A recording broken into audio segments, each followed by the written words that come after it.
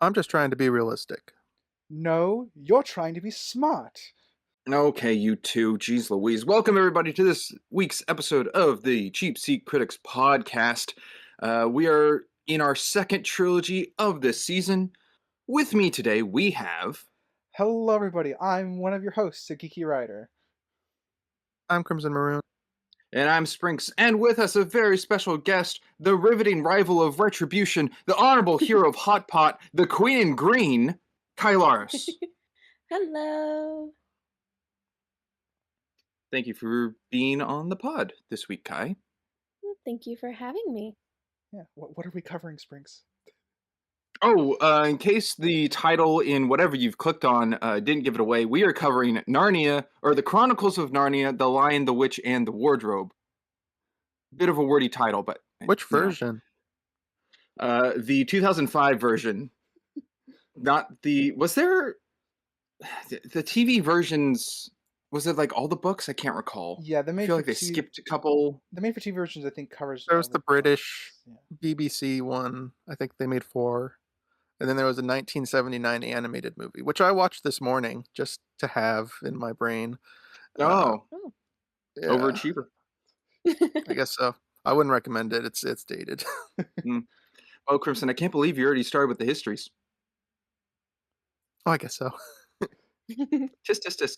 Hey, audience, if you are in Narnia currently right now, congratulations. But hey, you can find us over on Facebook, Instagram, TikTok, LetterBoxd with average out scores and graphs of whatever it is we covered, Twitter, Blue Sky, however you pronounce it. And we have visual side of things over on YouTube, Rumble, and Spotify, and tons of audio platforms out there as well. Let us run into the intro.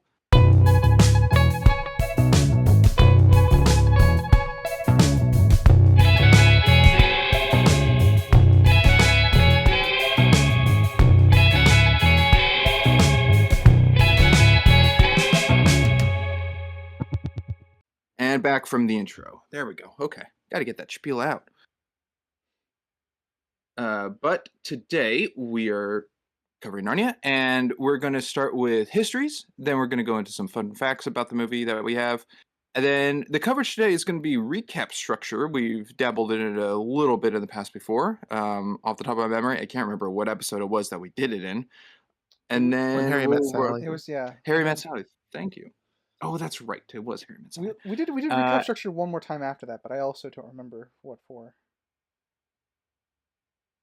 I don't remember. Yeah, I couldn't tell you. Yeah, I remember the first time. And then we'll wrap it all up with summaries and ratings. So let us start with the man who jumped the gun. Let's start with Crimson on histories. Oh, I jumped. Oh, darn. Okay. So history. For this particular trilogy, I've seen all 3 of them. Not all equally the same amount of times. And I'll, I guess, be more accurate when we cover each one. But the first one in particular, Lion, Witch, and Wardrobe, I've probably seen six-ish times, maybe more. It's been a while since I've seen it, so I took a ride on the nostalgia train watching it again. And I own the BBC, or 4 BBC movies. I have them sealed still. I haven't watched them. And then, as I said, this morning I watched the 1979 animated version of The Lion, the Witch, and the Wardrobe. I have seen the books. I have not read the books. And I lost an auction for buying a statue of Susan and Lucy writing "As Land as You Ran" about a year ago. I was very devastated to lose that auction. Yeah, that sounds cool. No. And that's all I got. Wonderful. Don't you also have a poster of the BBC? Well, okay, it is in the packaging, so yes. But since the package is not opened, I have not seen what the poster looks like. Interesting. I know you still have more history, but I guess I will cover it when we get to me. But next, we'll go to writer. Feel free. All right. I read the books when I was a kid. They were easier to read than Lord of the Rings. So I don't remember much though, because I haven't read the book since. when the movies came out, if I haven't hinted out already, I'm a huge fantasy movie fan. I annoy Sprinks and Crimson a lot with that. Oh, you don't annoy me. Yeah, I know I don't. So I'm losing my words. Okay, so I, as a means of getting me off of like constantly rewatching Lord of the Rings, my mother introduced me to Narnia and said we were going to go see this movie. And I went, I saw it, and I thought it was the coolest thing ever because it's a fantasy movie. Um, I have seen Lion the Witch and the Wardrobe a lot. I couldn't tell you how many times. It's one of those movies that I was addicted to growing up as a kid. I was even more addicted to the sequel, Prince Caspian. I saw that one. I'm pretty sure there was a stretch of a month there where I'm pretty sure I watched it every other day.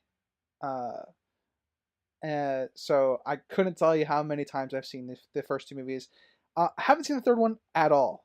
So I got nothing. I don't for that one. Oh, how exciting! I know. So What? I know. We'll get there when we get there.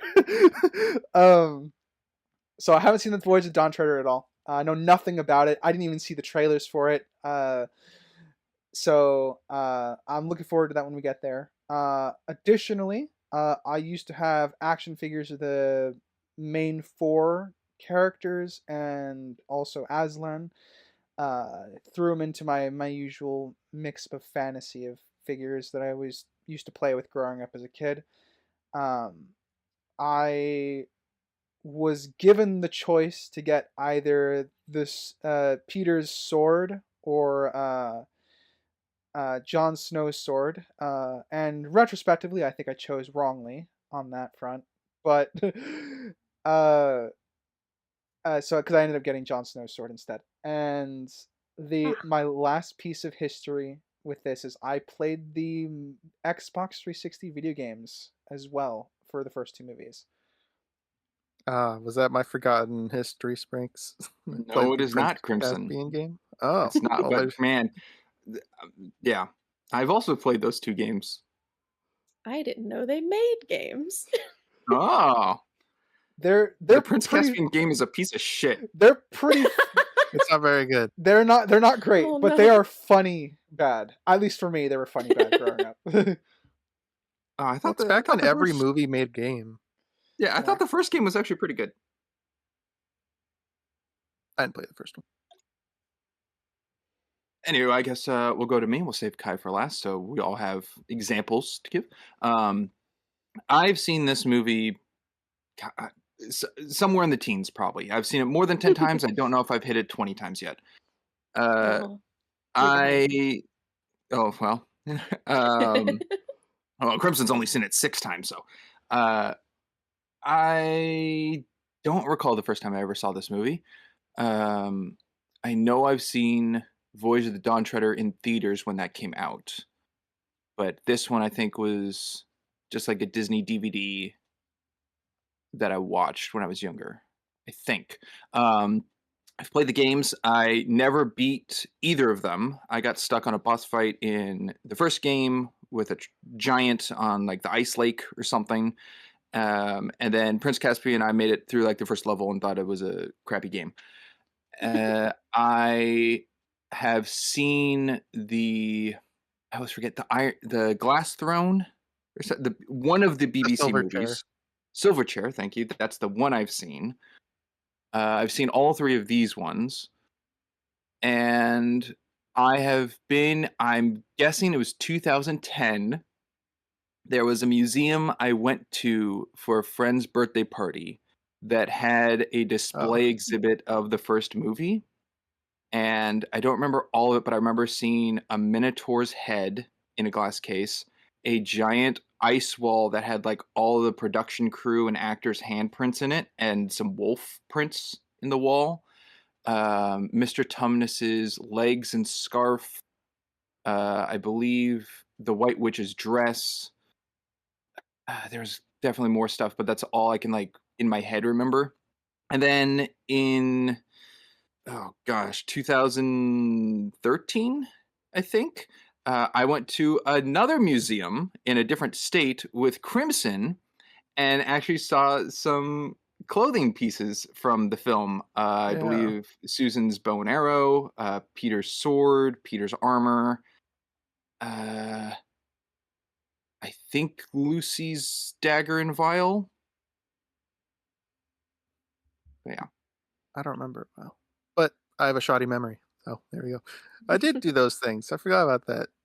I have Well, you photos weren't of there for those. that first one, No, or the second yeah, instance. yeah. And I believe that's all my history. So then, Kai. Um, so I don't remember. I don't remember how old I was when I first watched The Lion, the Witch, and the Wardrobe. I know that it was a DVD by that point. Um, and it actually scared me the first time I watched it. um, What scared you?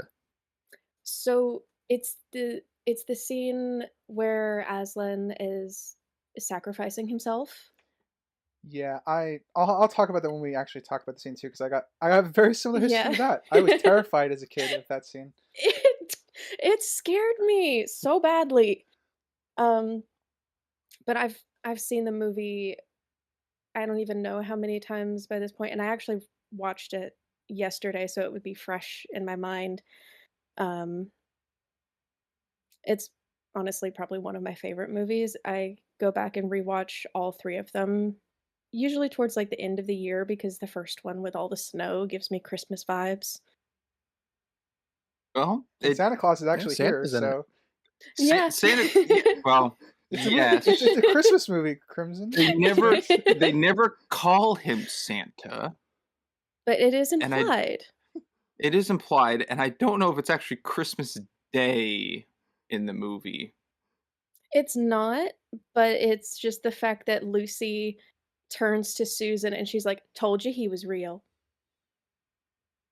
Yeah, that Yeah, does I don't think she was heavily talking about imply. some random guy with a beard and a sleigh and stuff. Probably leaning towards Santa. Oh, yeah. Um, and I've never read the books. Oh shoot, Um that was a piece of history I forgot. Yeah, I haven't read the books either. Yeah, I've never read the books. Um, but the at least the first 2 movies are probably my favorites. The third one is okay. It's definitely not the best, but the first 2 are definitely my favorites. Gotcha. Yeah. Well then, with that, we'll go into some fun facts I have here. Audience, take them with a grain of salt. Found them on the internet. How true or false they may be. First one is the initial release date of this movie was December 9th, 2005. I think that's a great time for its Christmassy, snowy vibes. Mhm. It has a runtime of 2 hours and 30 minutes. It had a budget of 180 million USD, where its box office was 291.7 million domestic, 453.3 international, and overall 745 million worldwide. enough to So warrant it a certainly sequel. made its money. That's Yeah, a big to budget make for back two. then. Yeah, right. I keep Yeah, forgetting that it's third one exists. That's on me. it's fine. Hey, writer, when we get there, you'll never forget. That's very true. Mhm. It's a rating of PG, which it's a little baffling to me that this is PG. I feel like it's just on the cusp of like being PG-13. And they never show blood. Whenever they cut to something serious, they cut away. Or- Well, they but- do They, they do kind of show blood. Yes, they do. I think the well, the okay, a little darkest bit on scene, his lip and whatnot, but not like getting stabbed or something. yeah, the darkest scene in this film is probably Aslan's execution. But Yeah. I because beyond that, everything is still is able to maintain like a I guess a tone of what it would be for PG. Though I would agree with you, Sprinks, that there's a level of like they're approaching it, but they don't quite cross I don't think they crossed the Yeah, line in any way to get PG-13. but I don't think this movie would have felt as family or as welcoming, I guess, if it did go to the PG-13. I think PG keeps it lighter. Mhm. Well, it's something I notice, at least with newer children's films, is they avoid saying "kill," but they are not afraid to say that in here. "Kill him, Peter! Kill him!" instead of "take him out" or It was something a like different that. time, They Crimson. say "kill." It is, and I think it makes it better for it. It Yeah, feels they more didn't grounded.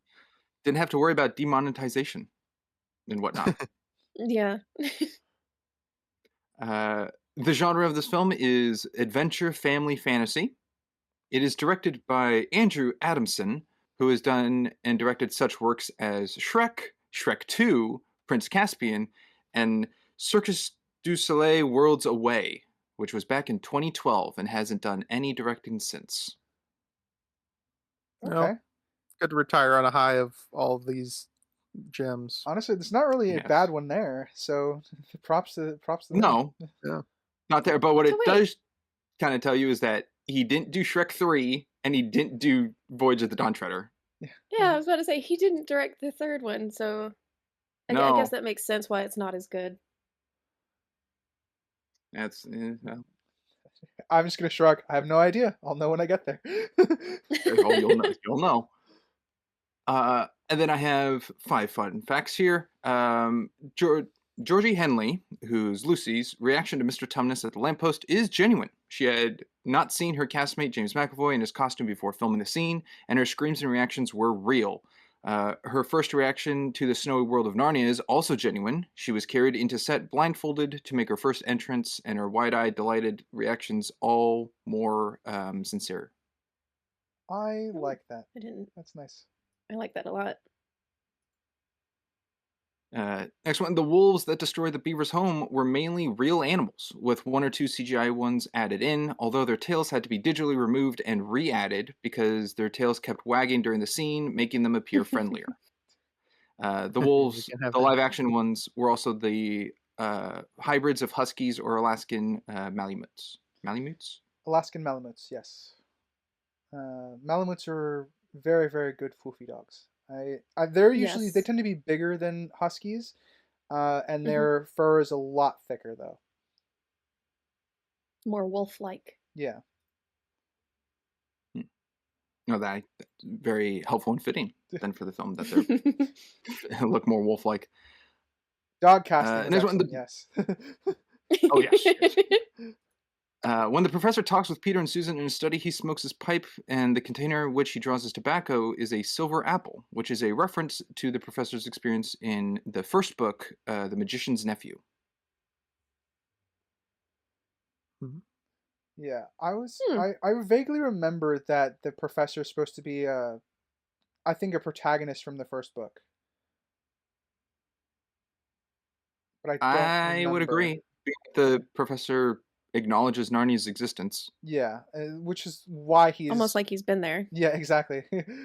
I don't remember though, but I feel like that's what happens. Because I remember learning that hearing that as a lot as a kid. That's who the professor was supposed to be. He was the protagonist of the first book.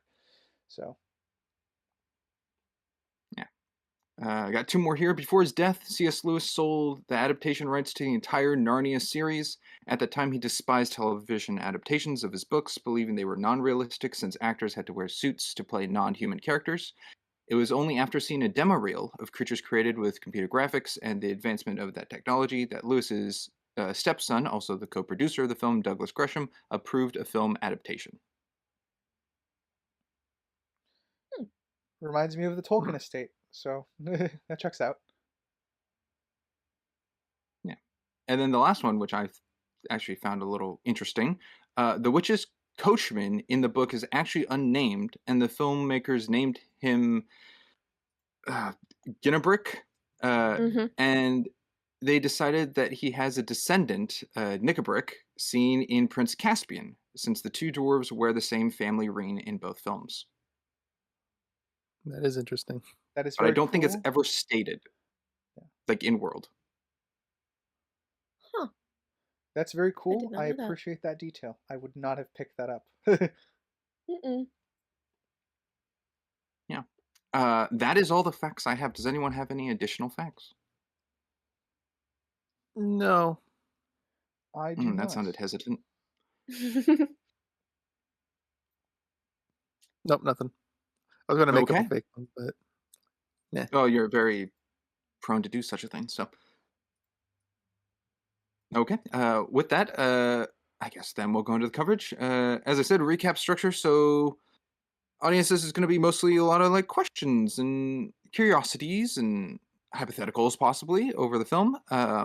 It is in the vein of like a popcorn style. It can be any question from the beginning of the movie to the end of the movie. It doesn't have to go in linear form or what have you.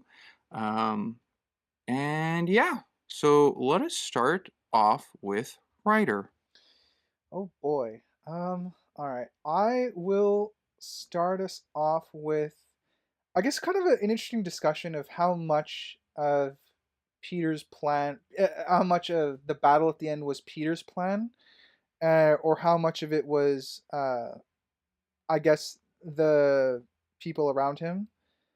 Um, and because one of the interesting things I got on this interpretation was the birds, like as they fly over to drop rocks and like essentially bombs and stuff like that. I realized this time that he might have stolen that tactic from surviving like the London Blitz and being bombed every night, which is an I thought interesting. the exact same thing. Yeah, Mhm. I never picked it up as a kid, but I'm like, okay, that I watching this time, I thought, okay, that's actually really cool if Peter uh was recalling like what the Germans were doing to him at that time and decided to use it to his advantage as a means of in this battle.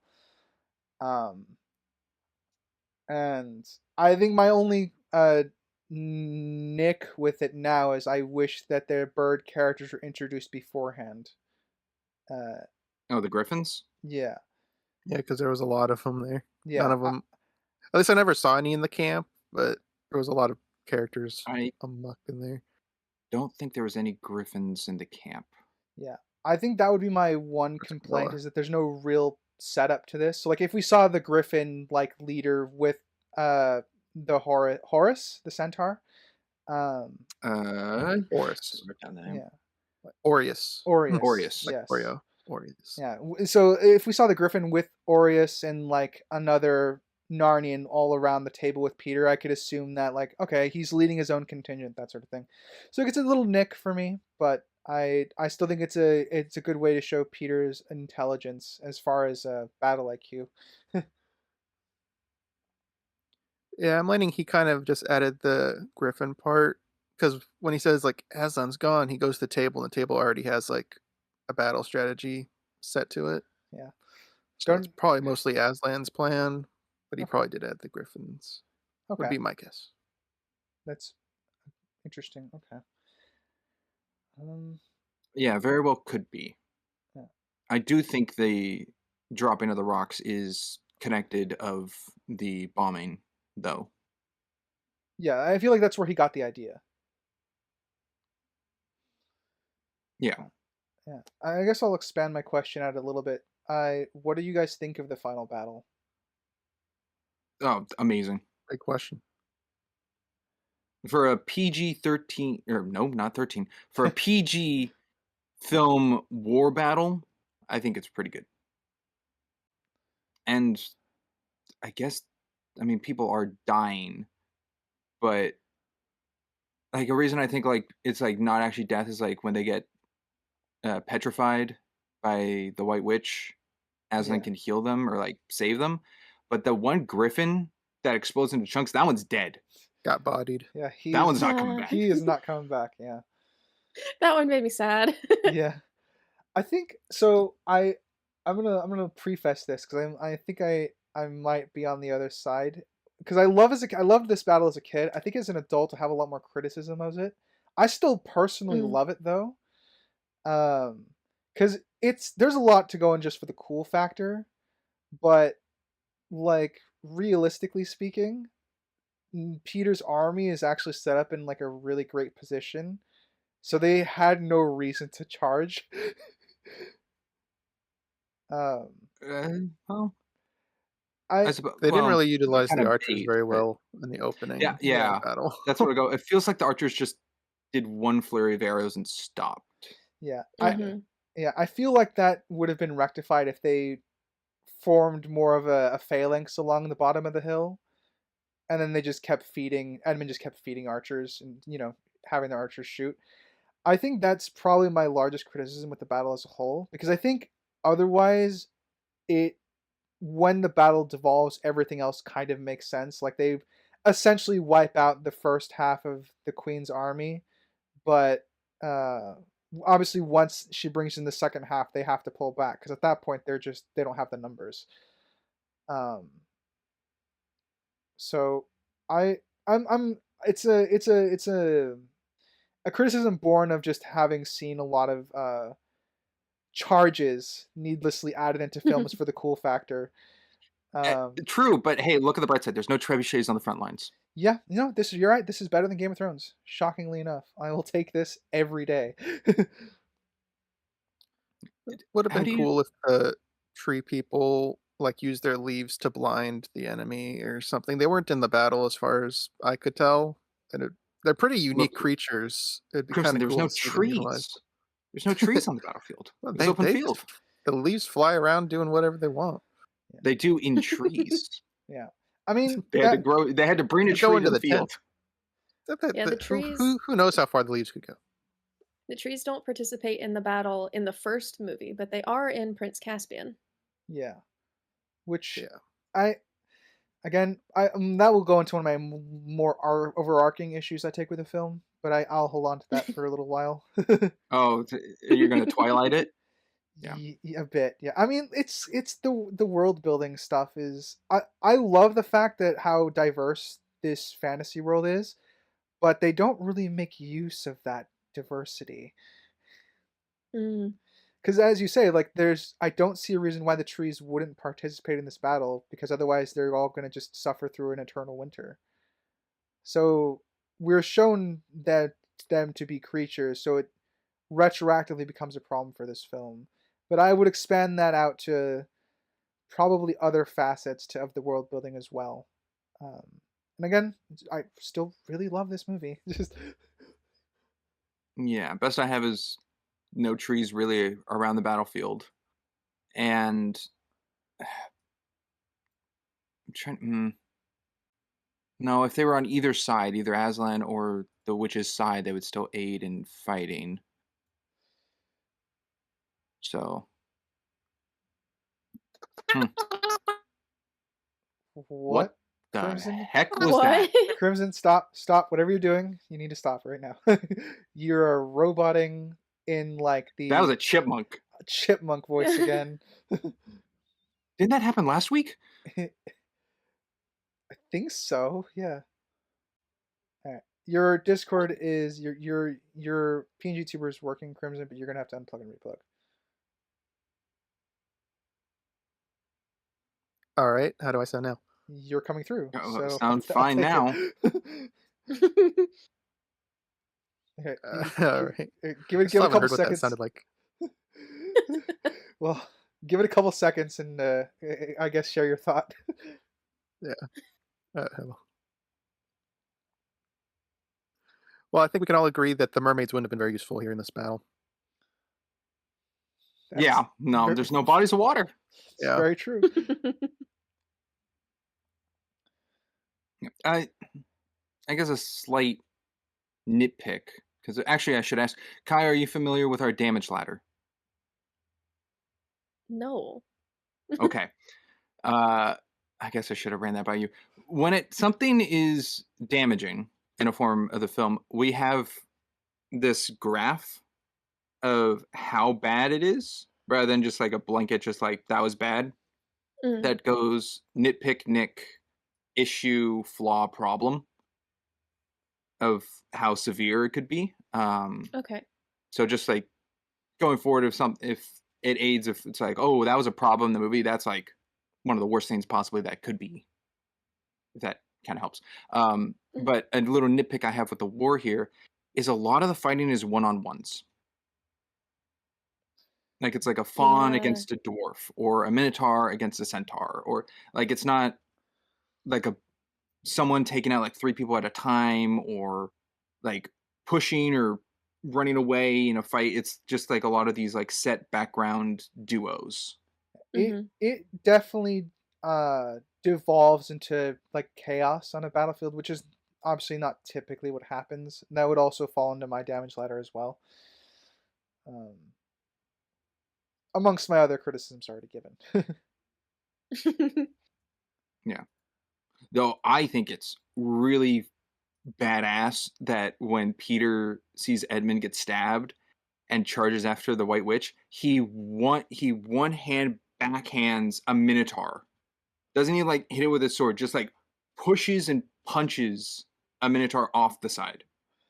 He does hit him with the sword, but Yeah, it worst Minotaur. it comes off definitely as like a backhand with his sword. So Yeah. uh, I mean, I'm to jump on that moment because I'll add on.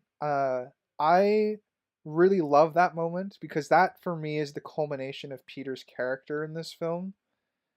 Because his whole thing is he's stepping into a fatherly role that he's not ready for. That he gets criticized for that constantly throughout the film. But it's he's the oldest, so it Edmund and everyone else is his responsibility. So I still get emotional with his reaction at seeing Edmund getting stabbed and just like, well, time to lock in.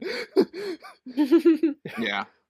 And I think it's such a cool detail that the combat contact between the White Witch and Peter are in tune to the music. I never noticed that. Yeah.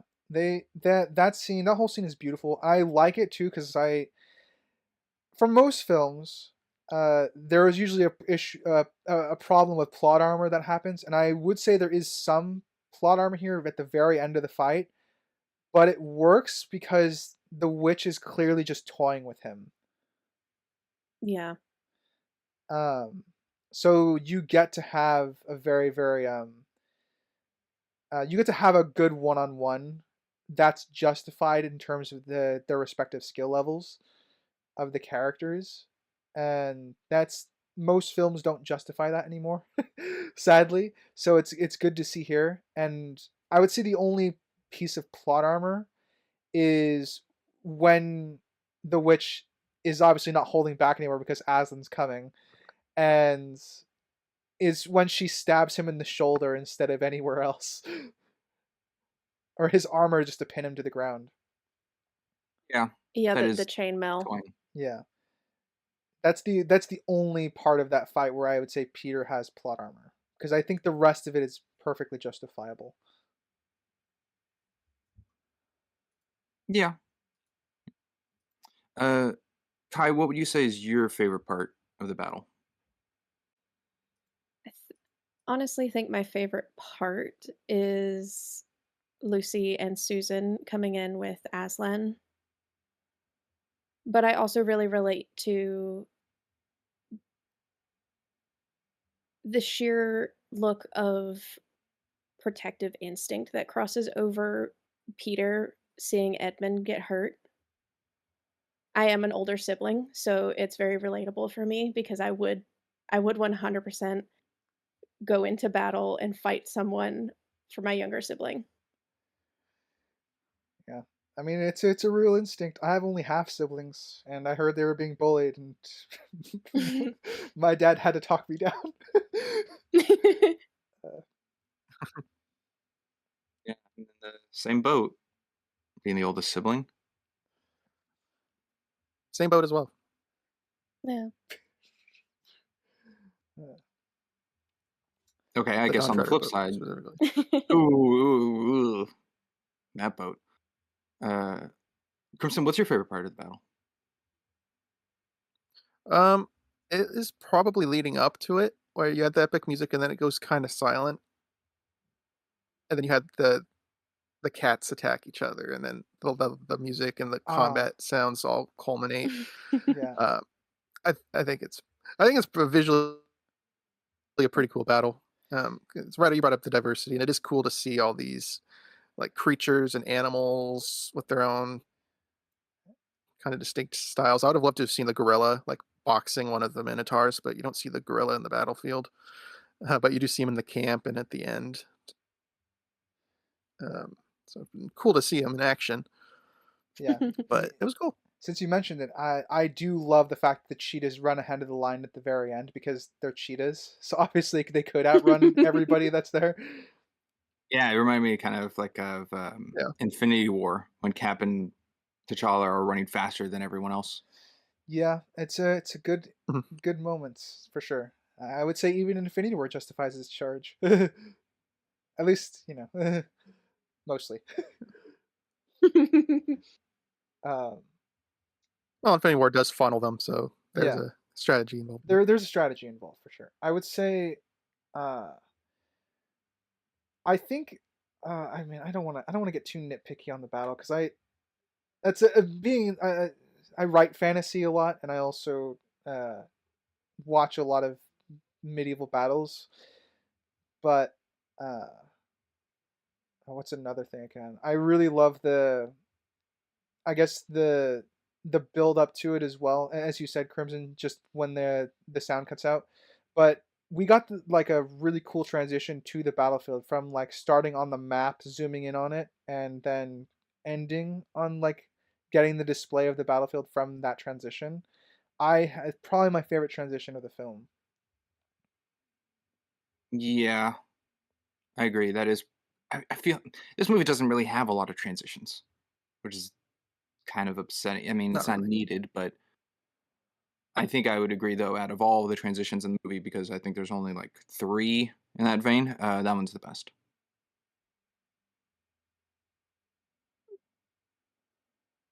I mean, I do also like when um, Aureus essentially dies and gets frozen. It cuts to then a centaur in the statue graveyard. Yeah, yeah, that was a good one.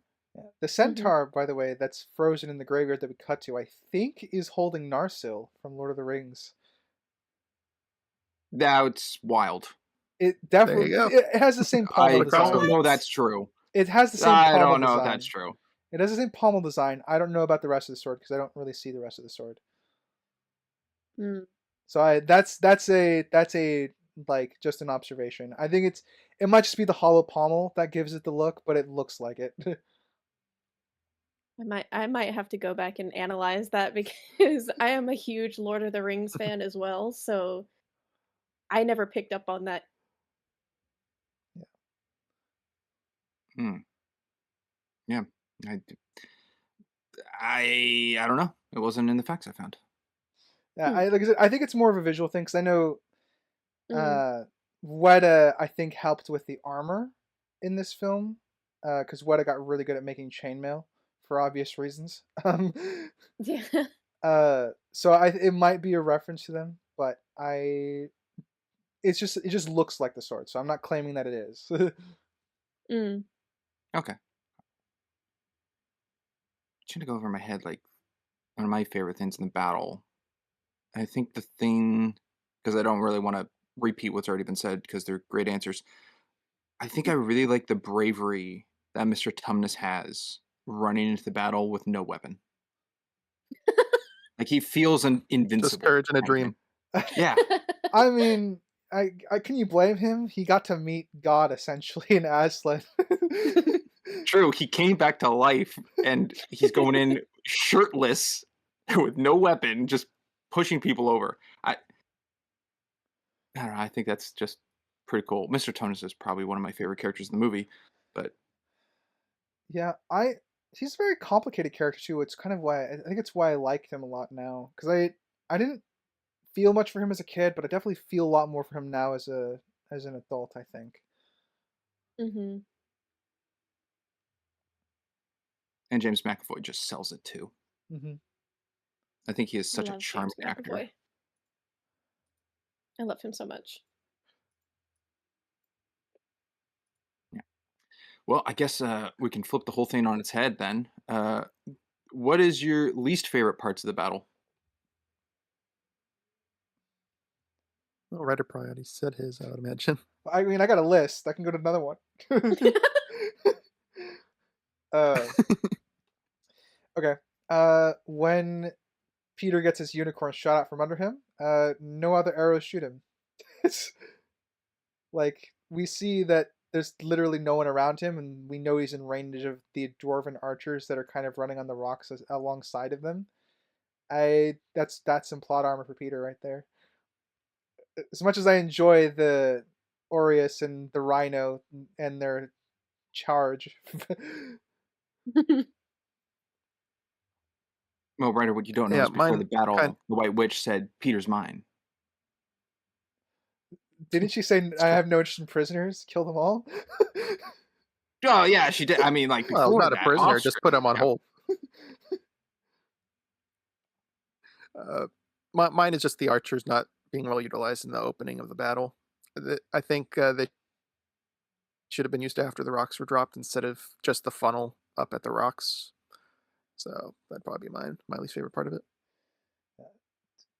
To be fair, they were the charging off the low side of the hill put their archers out of range. Another reason you don't really leave that position. Yeah, Well, yeah, I mean, I'd have to restructure it for that reason, but it just makes more sense to open with your archers. I think I'm in agreement. That's probably my least favorite thing is the underutilization of the archers. And like the Phoenix Firebolt or whatever that arrow is, it seemed like the only way to prevent it was with the White Witch. But if they just shot where she wasn't, I think it would still blockade a lot of her army. And then I don't think Mr. Beaver ever fired an arrow, even though having a bow. Mr. Tumnus did more with no weapon than Mr. Beaver did with one. True. On screen. I mean, I doubt he was just standing there the whole time. I suppose, but I mean, all the only we fix never we see need it. for this is when Edmund has them fire a volley as the army's coming up through the rocks. Just have Beaver beside him with the bow. I mean, he is, but I don't think he fires. I don't think it ever shows that he fires one. That doesn't mean that he couldn't have, but it doesn't show it. Yeah. Yeah, I guess on screen they didn't want to show Mr. Beaver as a killer.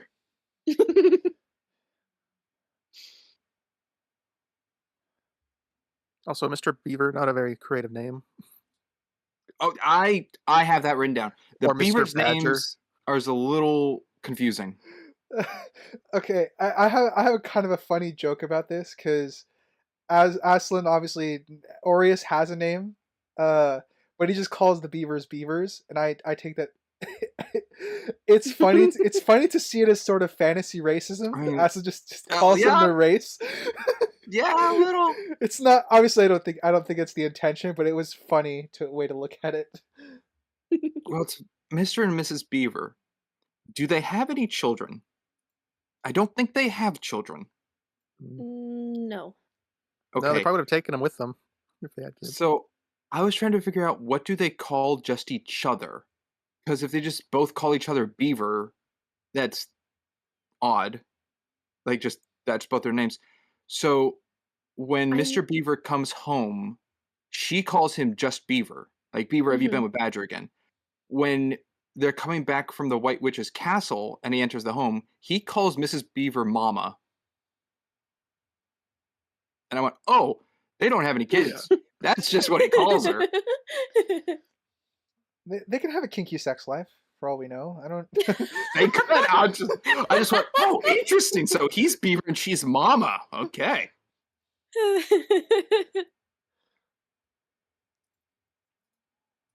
Yeah, just a little interesting No, I was like detail. brought up in Kung Fu Panda, where all the like kung fu masters are just named after their species. Master Croc, Master Crane, Oh, Master yeah. whatever. Yeah. It's it. Is there only one of each of those? Well, there's more than one red panda. That's why it's Master Shifu. Yeah, I guess so. I guess all those animals are technically extinct. Uwe and Shifu are pretty much it. Yeah.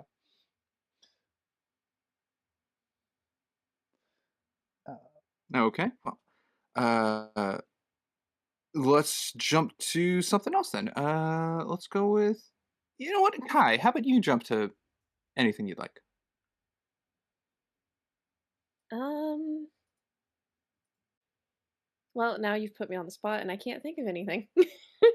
No. We're giving you time to think something. Let's jump I to can give some Crimson. time. Yeah. All right. This one doesn't have a definitive answer, more of a hypothetical question of what do the predators eat in this world? This is a common problem that a lot of animal focused movies have. Is Grass. Aslan eating his subjects? Because everything seems to be sentient around here. Aslan's a god. He doesn't eat. Okay, what about the cheetahs? What are they eating? Grass.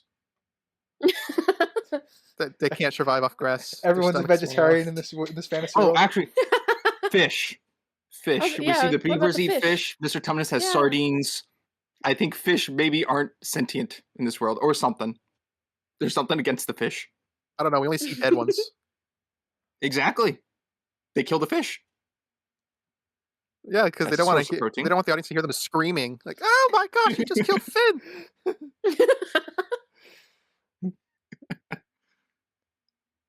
That would fall under a world building problem that I take with. yeah. Something to be addressed because a recent film that just came out, Hoppers, they actually addressed that in it, which is kind of cool because usually it's just ignored in these type of films. But yeah, they ignored in this. Yeah. I suppose like best I got is the fish. Yeah, because I guess with it being more fantasy and geared towards families, they don't want kids to see that, these meat eating creatures are eating their friends. Yeah. Yes, that's Sorry, true. Beaver, you're on the menu today. Oh yeah, after the war, you want like an orc to come out, meat's back on the menu, Yeah. boys, kind of thing.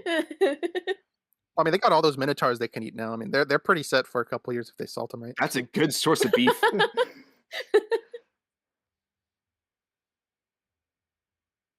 Yeah.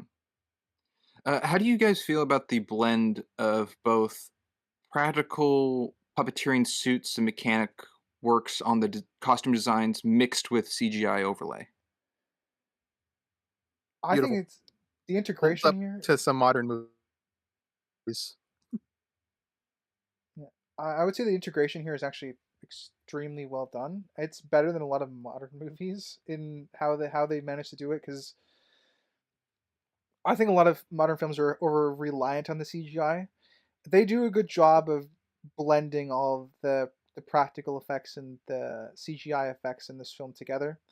I think you can still clearly tell which ones are CGI and which ones are not, but it's done to a degree. It's still done well enough to a degree that I don't think it matters as much. Well, this was smack dab in the middle of early 2000s, where CGI I think was at its peak. Nothing in this movie to me looks Like Tumnus. as good as Davy Jones, but Yeah, I mean it's Well, hard to top this is that. older than that movie. Uh, is it that much older? But yeah, Is Tumnus, he it? looks great. You can't. Isn't that like 2008 or something? I'll Davy look. Jones? Yeah, well, I'll say this. I think you I don't can think tell it the was 2012. CGI. Like, it's like if everything's moving together, it's harder to tell. But if you pause something, you can clearly see like the high resolution on like uh, the costumes and the practical stuff compared to the CGI like beavers and stuff like that. That's pretty much the best way you can Yeah. tell the difference. But as long as the movie's like playing and everything is in motion, I think the CGI is extremely well blended in with the practical costumes and out suits that go around it. Mhm. To me, I think the easiest spot of CGI difference is the wolves Yeah. when they go from real to CGI, or just like the mix of the two. Yeah, Yep. I think I would agree. That's probably the But most obvious. yeah, but everything else I think is. I mean, the Mine would beavers probably be look the great to Minotaurs. me. The minotaurs look awesome. They're so cool, Yeah, and the but like the centaurs. general jumping off the rock, that's probably I think That's the worst. yeah. Yeah. Also, Crimson, Dead Didn't Man's get to Chest see was the cat right on. 2006, Oh, so one only a year year after, difference. and both Disney distributed. Yep. So, also Mr. Tumnus's legs, I think, are great CGI look. Yeah. I know his ears were robotically remote controlled. Interesting. Hmm. That's an interesting Puppeteer. piece of puppetry. Yeah, but it's a good blend. On the other end of it, this movie to me has dated green screen. I In a couple spots, like yeah with the waterfall when they got out of the water, I think that yeah was probably the worst green screen. that was also my pick for worst. I Yeah. think as Yeah. well. To me, it was when they're on like the ridge overlooking the frozen lake, and the beavers are like pointing out to them. Yeah, that's another The good one. three Good kids' pick. background is like, ugh. There's also a scene where I don't know if it was the beginning quote one where Peter and Susan are having an argument, but Susan looks like she's on a set with like the trees and everything in the background. Peter, on the flip side, is more zoomed in close to his face, so you can't see the background, which makes me think that's more green screen because of that angle. Like that would be like offset from where they're looking at each other. Possibly. Hmm. Another one of the green screens was I think it was on the first or second stop on the train when they're looking out the window. That didn't look Oh, amazing yeah. Yeah. I think it's one of the because you had I think it's actually the oh, go ahead. first it's the first stop on the train when the other 2 kids get dropped off and they get split up. Yeah, Yeah. Yeah. because you That got one the always looks foreground weird. of the window. Yep. Yeah, you got the kids that are comped in, and then the background just doesn't look right. Yeah. Yeah, no, I agree. Okay, I don't know any. Well, I guess it's not easy to tell. I don't know a great green screen moment in the movie. I suppose whatever it is that great because I couldn't tell. Anytime it's not noticeable. Yeah. Yeah. Okay. Uh, a question directed at everyone, but writer, more aimed at you specifically. What do you think is the best written line in the movie? Ooh, best written line of the movie. Um, I am a. I think it's gonna be a cheesy one. It's like the way with the music kind of swells behind it. Okay, actually, let me ask this: am I going for nostalgia or like technically best well written line? You can give both an objective answer and a subjective answer. Okay. Uh, subjectively, I am a sucker for numbers do not win a battle. No, but I bet they help. um. Yeah, how do you like that? That following they get the numbers, What do you like mean? Aslan comes in with more from the castle, Well, so they kind of Still do think the Evil technically win Queen with the had more at the numbers. start. yeah. They do have the numbers, but the queen. The thing that bothers me about that is all the people that Aslan rescues from the witch's castle are all they all have the same uniforms and armor as the army that's deployed under Peter. Again, it's a nitpick. It's so we can distinguish, the good guys from the bad guys. But they're all uniquely armored when Well, Aslan hasn't been around for however many years until now. true. I guess that just implies they haven't really advanced their uniforms for the past 100 years. Yeah. Well, I mean that's a broader fantasy issue. Fantasies never really evolve past like the technology state is kind of static.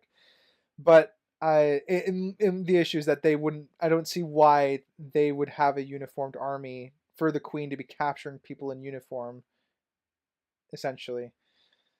Um but I think my favorite line is probably objectively is probably just why can't you do what you're told because that comes back in Peter and Edmund's dynamic a couple times. I feel like that line is kind of used to gauge where they are at their relationship, and the lines around that, like try not to wander off. Like they're still when Edmund reunites with his siblings, try not to wander off is kind of an adjacent to that line, which is because there's things are still tense between them, but the love is still there. Um, Okay, that's a good answer. yeah. I I don't know guess what my Sam. favorite would be, but my least favorite would be Aslan telling the trio, "What's done is done. It's in the past. Move on and forget about it." It's I obviously paraphrased Oh, it, to but not that's question essentially what it Edmund. is. Yeah. Yeah, that bugged me because I feel like it either skips drama or character growth from them, like forgiving each other. You're just like, "It's done. Move on." Oh, well, I Well, kind of feel robbed here. well, the movie is also, um well, the movie and the books, from what I understand, are written from a religious aspect. So it's essentially saying, forgive him of what he's done and move forward. Yeah. If you do not pick up on the Christian undertones of this film, daughters of Eve, sons of Adam, Yeah. and Yeah. we've jokingly been calling Aslan God. That's because Yep. that's what he represents. Yep. But yeah, so that is the reason why that line is there. I do think Yep. I'm I haven't I guess it's a nitpick for me because I understand that the point of that line is for under is it's written to be that specific way, but that Mhm. doesn't absolve what the characters would be feeling in that moment. So I would still ascribe that line with a Oh, no, nitpick not at all. personally, Yeah. but I understand why it's written that way. And so yeah. Mhm. I Yeah, I'll also give it a nitpick myself because it does seem to skip over a healing moment between the siblings. Mhm. But the props I will give it is it doesn't just end there. The next scene is them having lunch, still bonding as a family. So it doesn't Yeah. feel like it's abrupt. So even though they're technically two scenes, I do like that it just goes into more of them being that family again. Mhm.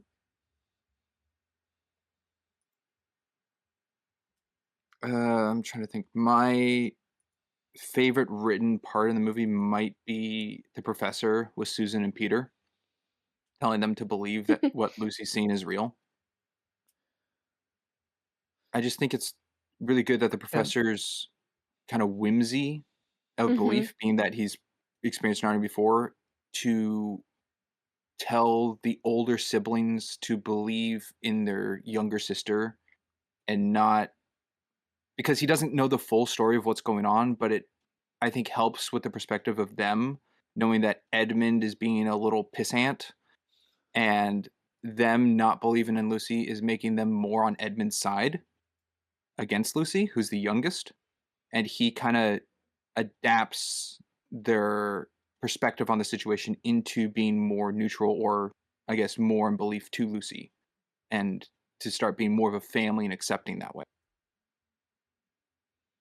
And even though the professor has very little in the movie, I think that was a pretty strong here's a very strong character scene. Yeah. scene. Giving them character Mhm. advice.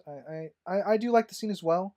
I probably wouldn't ascribe as much as you did to it because I don't think that's something I would read into that performance and those lines, but I can see how you would.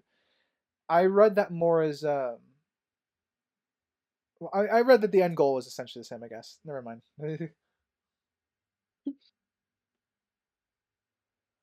Do you guys think that the professor was a little incongruent with, I guess, the rules of the house?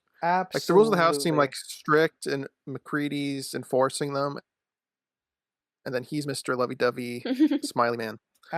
It just Absolutely. doesn't seem to mesh. Uh, And I think the rules were set by McCready and not by the professor. Yeah. yeah. I have questions That because that seemed weird to me. if McCready was hired to be I assume the professor is the one willing to take in war orphans because he's just a good person. He therefore hired McCready to be like their governess. But I don't get that the professor wouldn't have laid down like ground rules. Like he's pretty chill with them. So I would say there is still an incongruity here that needs to be explained. Do you wish that His when window got the smashed, his neck got knocked over, and he just threw the ball and smiled. true? Well, then he already knows of their experience with Narnia, and he has a set room just for a wardrobe, which my assumption is that's his point of travel to Narnia himself when he was younger. But do you wish that when the children arrived to the manor that he was there to greet them? Because it Depending plays it on off that like he is a very serious type hidden the movie does very well, I think, with the introduction of characters and just like setting up that like he do not disturb him. You've got to follow these rules of his house and everything, and they're not being like introduced to him just through the voice of McCready sets off like an expectation for when he is revealed he's much different. I mean, yes, I do agree that is setting up a false expectation. That is, I kind of think what the film is going for. To answer the first part of your question, though, whether we should have met the professor early on, it would depend if they want to keep the rest of the film, like the rest of the time here in the manor, the same. Because I do think if they meet the professor and it's the chill professor that we meet, do think that changes the dynamic going forward quite a bit. So I wouldn't be against meeting the professor as soon as they arrive, but it would have to be they would have to do the scene carefully. Okay. From what we have him being Mr. Happy Dude, I think it would be more in his character to actually greet them. Maybe not drive out to the train station, but once they enter his estate or whatever, he'd probably be there with McCready on the stairs or something. Yes. I think the best piece to that is like don't disturb him. So upon their arrival he was in the middle of something. But it does play off that they've been in the house for going on like over a day and haven't really met the man of the house. Yeah, time for dinner. They don't really we don't know if they have dinner. I mean, the professor seems pretty well off here. He probably can afford dinner. That's true. They're just obedient children. So, well, maybe not Edmund, but Yeah. yeah. And man, this probably was my first instance ever seeing a film with oh, what's the actor's name? Jim Broadbent, who plays the professor. Slughorn. Yeah, like I know it's like Slughorn, but um, I feel like this movie was a lot of my introduction to a lot of actors. It's probably my first James McAvoy movie, probably my first Liam Neeson movie, first Tilda Swinton movie. I think Star Wars is my first Liam Neeson movie, honestly. Yeah. Yeah, I don't know if I saw the prequels before this. I definitely was introduced to Liam Neeson and James McAvoy through Narnia. Because I Yeah, didn't get into Star Wars until much later. Yeah, valid. I mean, my yeah, it was Star Wars and Lord of the Rings for me, and then Narnia, Pirates, and a bunch of other stuff came afterwards. So, but I think I would this movie definitely introduced me to James McAvoy. I don't think I knew him from anything before this. I believe this was his breakout role. I can't remember if this was his first film ever done, but Hmm. his breakout. I do find it interesting though. At the beginning of the opening credits, none of the voice cast is credited. Like I feel like at this time, Liam Neeson has been in a lot of things to be credited in the beginning, but he's not. Oh, this was also my first introduction to Tilda Swinton. I don't recall seeing anything else that she was in beforehand.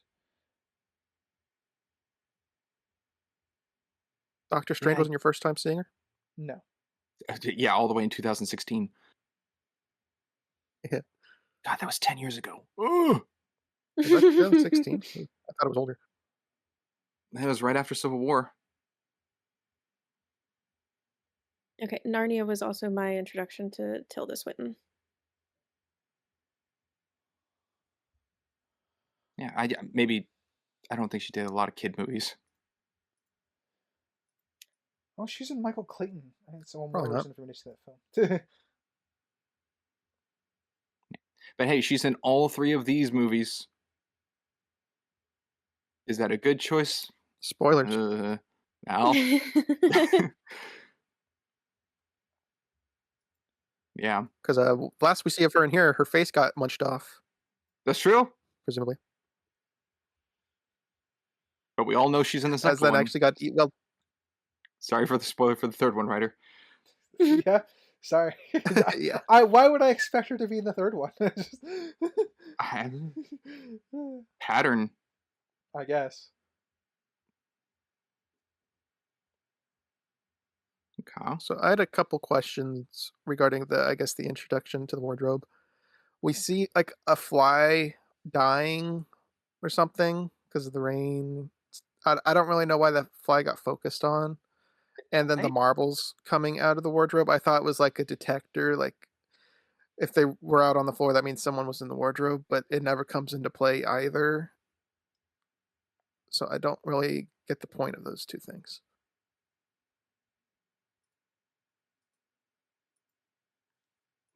I think the fly is focused on because there's only one window in the room and it's closed. The door is also shut.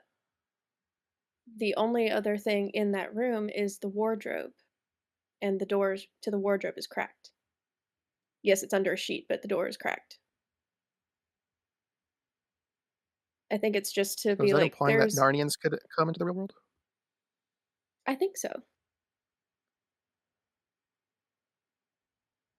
And then I That'd be think the I cool. hope that's not the marbles is case. just the marbles is just, it's meant to be snow, like ice balls rolling out of it, not actual marbles. Interesting. Okay. Because I thought they were pearls. Mm-mm. Ah, They can also be looked at as, I don't know if you know what balls are? Mhm. I do. Yeah. But it didn't really Like sound like mothballs, though. It kind of no, sounded like no. They were glass. heavier. Yeah. They're definitely marbles made to look like, I guess, like rolled up, snow. Balls of ice. I could sort of see that.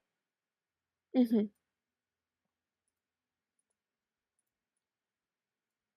I'm not a big Okay. fan of the idea that Narnians can enter the real world, though. Like 100 years and no one's found this or followed a human to the tree Well, or anything. I I guess the magic system of Narnia Mhm. is the realm itself chooses when to open and when to close Yes. for individuals. That's why when they come back to the wardrobe and are examining it, it's not constantly open. So I guess the same could be Yeah. said for Narnians. Like if Like the the realm isn't going to open for them to leave. yeah, that And kind then of 2 sorry, no. Go at ahead, Kai. the Yeah. there's a I guess, like, a post-credit scene where Lucy's trying to go back through the wardrobe, and the professor's there and says, "You won't be getting back through that way." Yeah, and then Aslan's a tease. Yeah, with the roar. Yeah, it's like, all right, jerk. Yeah. I was gonna say I kind was going of. to ask if that was real or an audience thing. Oh, I think that's real. Well, considering the door Mhm. opens, I would have to say it's Yep. probably actually Aslan. I don't see why he would do that. He's being Well, it It's could have not. been I don't know. Oh well. it could have been his way of sealing that that entrance so that it never opens again. That could be. Because in the I. Prince mm, Caspian, they get to Narnia through the train station. It's a different Yeah, entrance. Yes, not the wardrobe. I think I like that entrance more. Prince Caspian one. Mhm. I think It's of certainly the not the three Dawn Treader one, which I entrances, won't say how. no, of the three entrances, I think Prince Caspian's my favorite one. Yes. Yeah, Prince Caspian's the most chaotic one for sure. I do remember loving that one. Mm-hmm. Well, that one's not like a choice to go back. Yeah, it's just like The all right. wardrobe, it's like you can walk back, and then if you like kind of wish. Yeah, The Prince Caspian's like, no, you're stuck. the Prince Caspians were like, guess what time it is? It's Narnia time. Because they were in Prince Caspian, they were called to Narnia. Yeah, Yeah. someone pretty much summoned them. Yeah. Yeah. Um, I would say for on that vein of how the deep magic system works is because the world is very much built around fate and prophecies. I can buy more easily into it's the world that's deciding whether to open and close the uh like the entrance of the wardrobe. Gateways.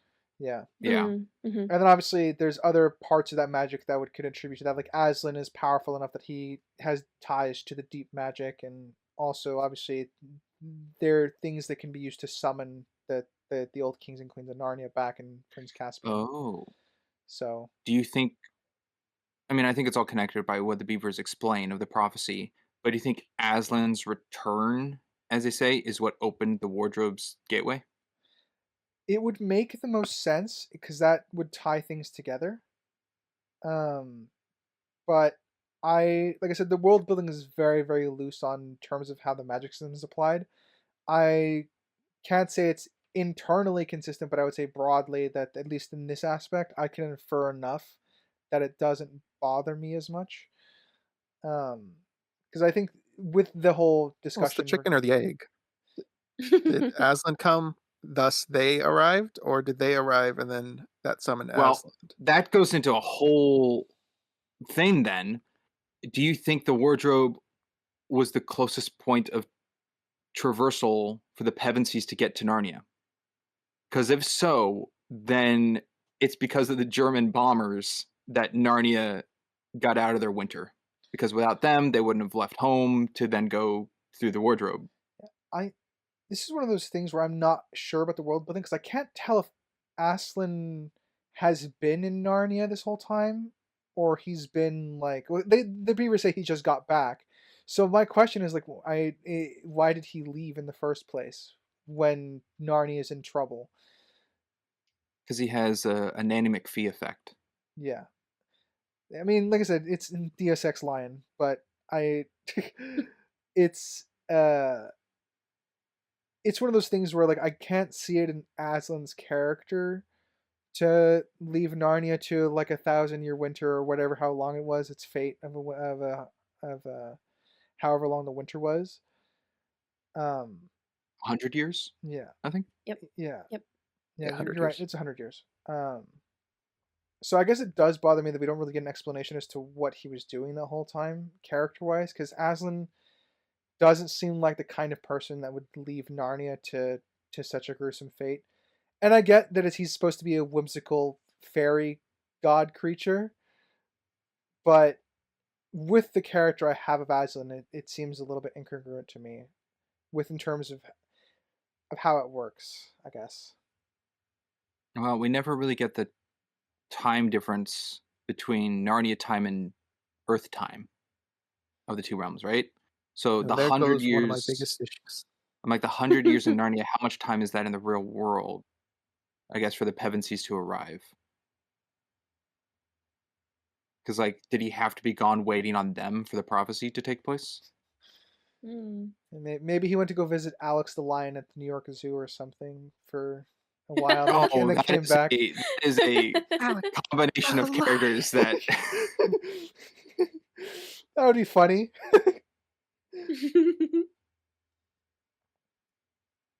But It's where he goes to also, relax. Crimson, with It's your the time between the worlds. Yeah. yeah, Gosh. What Springs? with your thing earlier that you said about the ending being if it was like in world or more movie moment thing, I think Aslan roaring at the end also helps for the audience that Aslan isn't dead. Like when he vanished on the beach, he's not just gone. So for like kids Well, in I the don't think anyone audience who thought are he was like, "Oh my dead. god!" Well, I'm thinking like younger kids who are like, "Oh my god, he's gone," because he just vanishes on the beach. This is like, oh no, he's still around. He's fine. Well, didn't Tumnus say he'd be back again? He's True. not dead. Yes, Mr. Thomas did say that, but I think also just like I'm trying to think in like a child's perspective, seeing it, like seeing that he's just gone, not that he just walked away and it's like, oh, he'll be back later. Like someone saying, I'm going to the store. I'll be back later. Like you see them actually leave. You don't see the person exit the front door and they vanish. So maybe that's just for the younger audience, kind of the aid. But that does lean more into the movie Narnia's moment still around. then. It could I mean, also that's what I be their lean way of. that ending Oh, bit to be. Is it's for the movie. well, I was also gonna say it could also just be their way of saying that Aslan will come back. That this isn't the last you'll see Narnia. Aslan will return in Avengers. Yeah. Oh my god, if Aslan was in Doomsday, that'd be crazy. Multiverse possible. He's more likely to show up in Marvel Rivals first, I think. Anything's possible in the multiverse. You know what? That's probably a mod. It's probably right. Yeah. Yep. Someone probably made Jeff Aslan. Yeah. Oh God, could you imagine? I can. That's the problem. He wouldn't be spitting out water. Trying to think like Aslan as a character. Ooh. It would just be roaring sound waves instead of splashing water.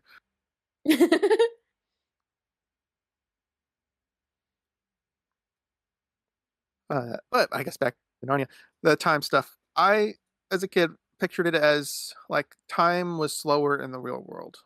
Narnian time's really quick. But watching it here, it feels like just time stops in the real world. That's what it kind of feels like. Well, I guess I have two things on that. The first one is when Lucy first goes in, the last heard thing from Peter is 97. And the first thing heard back when Lucy returns is 98. So it has been 1 second in the real world from Lucy being gone for hours. Don't know exactly how long an hour, but that is a 1 second difference. The question then poses when they are all running to the wardrobe, is it the professor who's at that door or is it Mrs. McCready? And then when they arrive, it's the professor who enters. Because then at that point, they've been gone And we for don't get to see years. Yeah. decades. At least a decade. Maybe not decades. Yeah, they do look, I guess, Right, in their right. 20s. Mm-hmm. So that makes me This think is no like how much League of Their Own time. casting. I'll say that much. Absolutely not. I fully agree. No. Like I wrote down the casting of their older selves is okay, which I give like a 4 out of 10 on that casting choice. I don't think it's terrible, but The guys are guys and girls are girls. I got that much. Hair color's the same. yeah, I think They don't look Lucy's like probably them, the best one to fit. But though. Probably.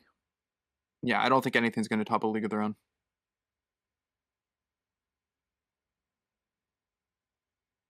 But no, the reason I bring up whether or not time stops or if it's just heavily slowed is when Lucy goes in first and then Edmund. Edmund should have been in like frozen time. Like Lucy should have been in there for days and days, I presumably, see. because it's several seconds since he even touches the wardrobe. Or yeah, he's even in there. So I find that is inconsistent, and I kind of put Kristen, that towards maybe flaw territory. that is a good point. That's a really good point. I think I might put that as a flaw as well. Because it's not the first instance of seeing Narnia's time difference. It's the second. Mm. As soon as Edmund opened that wardrobe, Lucy should have come out. Yeah. Otherwise, it's stating Lucy's been in there for months. Long time, maybe even years. Hard to tell with how time works in the real world. Well, when they do see each other in Narnia, she doesn't look like she's aged. No, but it's already established that this is inconsistent. So I don't think they took that into account. It's a good catch, Crimson. I'm also in agreement. That kind of also Because her, lends. all she's like, "Oh, I saw Mister Tumnus," and that was it. That's all she's done. Yeah, I again, I one of the earlier issues I have with this film is there's a lot of conveniences that kind of push the plot forward. Once we get to Aslan's camp, I think everything kind of settles out in terms of like conveniences. Um, but I would say that it's very convenient that Lucy uh doesn't run into the White Witch in the same way that like Edmund does. Because I also have no idea why the White Witch is out in this area. Because I don't I have don't know too. the Yep. geography of Narnia. This is I don't know why she's on patrol. yeah. I this is one of those things where the Narnia movies kind of suffer with not having like the overhead map close up that we get in Lord of the Rings a few times to get the geography of where everything is. And I think this is one of those instances because I don't know how far. I know the Queen's Castle or whatever is like a at least a night's hike away from where the beavers are. Not even that, a few hours. Um, Yes, and from that to the battlefield. and then from that to the battlefield, and because a lot of this happens within the context of Narnia, a lot of this happens within the confines of maybe a couple days, up until obviously the time skip. Um, so I don't know where everything is geographically in Narnia. So I don't know why Edmund runs into the White Witch. It's also lucky that, she didn't arrive like a few minutes later and catch both of them. So it's convenient that it happens the way it does. As much as I do like the White Witch's scene, because the White Witch, it has a lot of fairy tale echoes to like, what stepmothers and other wicked witches do, which is lure kids with like candies and goodies and stuff like that. So there's a lot of symbolism in the archetype there. But I, it's There one is of an the, answer that I don't like in many things, and it's a prophecy. she was fated to It come kind across of happened Edmund. because it was meant to happen. Yeah, Yeah, I but I mean, do think she's on patrol because she just came from Tumnus. Because Lucy said Tumnus covered, saying that he never talked to anybody. well, no, no, So I Edmund. think Sorry. I think she's on patrol looking for someone because uh, she already talked to Tumnus about it. Maybe, but I would say that she doesn't find out about Mr. Tumnus until this scene. Yes, I think those are two separate Well, she finds out Tumnus instances. lied. Yes, I think those are two separate things. I think her knowing that nothing has happened, Mr. Tumnus covering Lucy, is before Lucy and Edmund get to Narnia in that scene. But figuring out that Tumnus is kind of harboring a fugitive is found out from Edmund in that scene to the White Witch. Hmm. I don't think she's coming from Mr. Tumnus's house or going towards it. So I don't know. It's kind of weird because Lucy does bring up that she did visit Tumnus, the queen. yes, and I think Tumnus that was covered before for. Lucy got there on her second visit. Yeah, which would lead me to believe she might be just patrolling the area looking because she had to go to him because she got information that there was a human there, either from a spy Yes. or Tumnus himself when he put her to sleep. Kind of hard to say because he said he already betrayed her and kidnapped her and stuff. Also, Crimson, if you want to go with the time difference between the two places, this is that night that Lucy goes back in, so hours have passed. How long would that have been from Mr. Tumnus's first visit to Lucy to now the second one? Like years? It's hard to say. They're not very consistent with it. Probably, but the Yeah, it's 100 not years like is still referred to as 100 years. It's not like it's not it's the been next day. 100 years, and then the end of the movie's like it's been 120 years. The It's always 100 years every time it's brought up.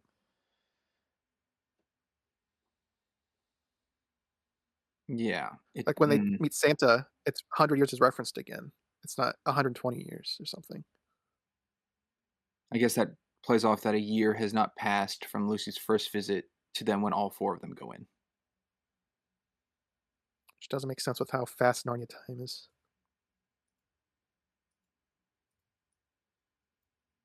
See, it's all very confusing.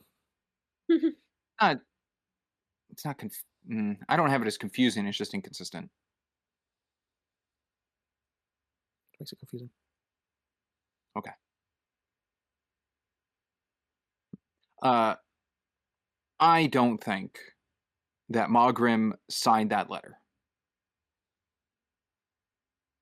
I'll put it out. Yeah, The you don't think he note put his paw left. print on it? I think his paw print is the only thing he did. Oh, you don't think he can But that write? whole note, I don't think he He wrote. I forced don't think Tumnus he to wrote write it. that. He I don't forced know who Tumnus. wrote it, but yeah, forced Tum. I mean, it could have been pre-written, like a warrant type deal, and then he went up, took him, and posted it. Is it also convenient that everything here speaks English? That's fine Yeah. because there's no other dialogue being said by anything. Okay. No, just vibe checking with that. Unless you're a Minotaur, then you can speak Minotaur/cow and English. Yeah. You mean the there- roar? The only reason I bring it up is because She instructs him to command, and then he does like cow noises and a roar, and then later he speaks in English. So it's kind of like two different things. Huh. Okay. yeah, the reason I At bring the it up camp, he is because speaks cow battlefields. Yeah. English. Yeah. the reason I bring it up is because in most isekais, because that's what this is you typically you get a quick like one line is to explain like how the protagonist can understand the language or whatever, and I don't really have an issue that they don't address that at all. I'm fine with it as well. It's just I just find it funny that they didn't account for that. I guess the thing I find a little more interesting is the Pevensies are British, yet everything in Narnia is like not.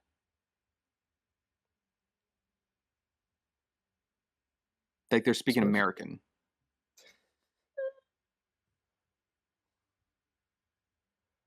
Like Aslan Some doesn't of have a them. British accent. I think the beavers have an accent.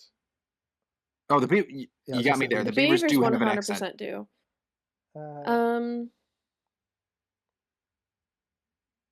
Mr. it's Tumnus not like- does.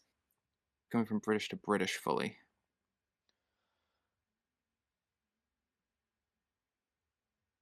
So I guess that's where I'll lean on your side there, writer, of like the dialect changing, but being everyone still speaks English. I don't. it's not really. It's not even on the damage ladder for me. It's just a thing that I like to address sometimes when it comes to isekais like this, where people come from a quote unquote the real world into a fantasy one. Yeah. I mean, I'm trying to think. You kind of have it in Lord of the Rings with all the hobbits having slightly various accents, even though they're all like the Shire. Yeah. Well, the Shire is made up of different parts. So, I mean, like when it comes to Lord of the Rings, they do a very good job of disseminating the different languages. Like the Elvish language is obviously older. Then there's English, which is more disseminated between all the races of Middle Earth, but it's usually tied to like population sections of like man is over here. Then you have your various different English accents for the Shire because that's what the Shire is based off of. So it works though I think more in that world because it's not an isekai, so you don't have the. It's treated as a language in world. True. I'm just thinking like all the hobbits do sound relatively different amongst each other, yet men of Rohan and men of Gondor sound exactly alike. Yeah. Like I said it's a usually So. it's a usually a common fantasy problem. I mean, it's not something I really hold against films or the books if they convey different accents. Okay. Yeah, I agree. The English With thing the is Ice not on Queen? my damage ladder. Yeah, it's not on mine either. Would the Ice Queen know what a Turkish delight is? That's a good question. I don't. I don't think they have turkey there. Well, okay, it's not Turkey. Sorry, whatever.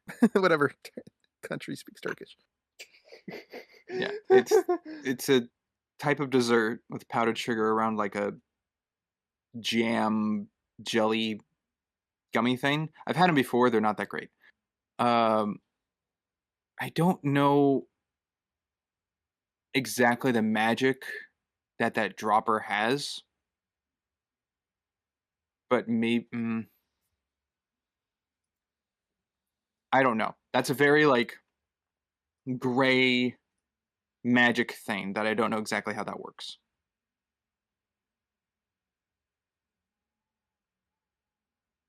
Like Edmund saying it is him saying it what caused it versus her thought with the dropper. And then when she says a hot drink, that was her choice without verbal use. Well, there is an encyclopedia on humans on Thomas's bookshelf, so I think it's a it could be one of those just random facts that people assume about humans. Like they maybe the last because it was obviously a British person that came in last time. Maybe they know what a Turkish delight is. Like it's distributed as common knowledge that they like these. But Oh, there is smart. but there is a human encyclopedia, so there is knowledge about humans generalized and throughout the world. So it's in a book. I don't know, and I feel like the queen would be more aware of that stuff than Tomnus would be because she's specifically on the lookout for humans who could undermine her reign. So I think that's my best Was explanation as it to how she knows, but I'm not. That's a good workaround. Yeah. was it an encyclopedia? I thought it said like "Are Humans Myth." I think there's multiple books. One of them is I think Mhm. they're both there. Yeah, I assumed it was a humans encyclopedia because it just said humans on it. I didn't read the other words, didn't catch it. So Yeah, to me, being that Mr. Tumnus knows what humans are explains to me the existence of humans or the knowledge amongst pretty much all Narnians then. So or they would have maybe like a history on them. this is really a stretch, but maybe the professor being British was there for a long time and affected Narnia. That's why Narnia knows like what humans are and left whatever he liked to eat. Maybe he liked Turkish delights. I don't know. It's there. I think there's some inferences that can be made, but I think Yeah, because there's general knowledge about humans, I'm okay that the queen of all people would know what these are. It'd be cool sure. Okay. if the professor That's- had Turkish delights on his desk or something, so we could draw it to him. Yeah, I would be perfectly okay with that. That would be a nice way to make a inference a little bit more certain. yeah. I'm like, that does help clear it up for me. Like that the Edmund didn't ask like what drink he wanted, just like a hot drink, and she made him cocoa, but that it wasn't some Narnian beverage that poisons humans by accident Well, I because they don't mean, know It like the human is. anatomy would be something. But I think she would benefit from him dying, but well, true, but I don't think it would be purposeful. Like if she didn't have knowledge on it. It is. It is implied, and I actually looked it up. Um, it's actually implied that the both the Turkish delight and the hot chocolate that she gives to him is enchanted to make him want more. okay. Well, I mean that ties into why Oh, she's wants to come back for more later on. Hmm. And That's why again, she uses it to tempt him to bring his siblings back and go to her castle. It's so that he can get more of those treats. I it does mean, line up. That makes And her that's what screaming he no wants. make less sense to me. Yes. Her yelling no always made no sense to me because why show a mean face when you're trying to be gentle? But now that she's intentionally making him obsessed with Turkish delights, I don't even know why she would get mad over it. She's not used to children. Uh, that's She that's weak also sauce. she uses the excuse of like, I don't want to ruin your appetite, which eh, it After doesn't also forgiveness. justify doesn't the make Well, it sense. doesn't But justify the yelling, but yeah, yeah, it's a cover up. yeah, I would yeah, say, it is. like I said, that's to be blunt. That the reason that she screams no is to give more undertones, make it more explicit for the audience that she's a wicked witch before Mhm.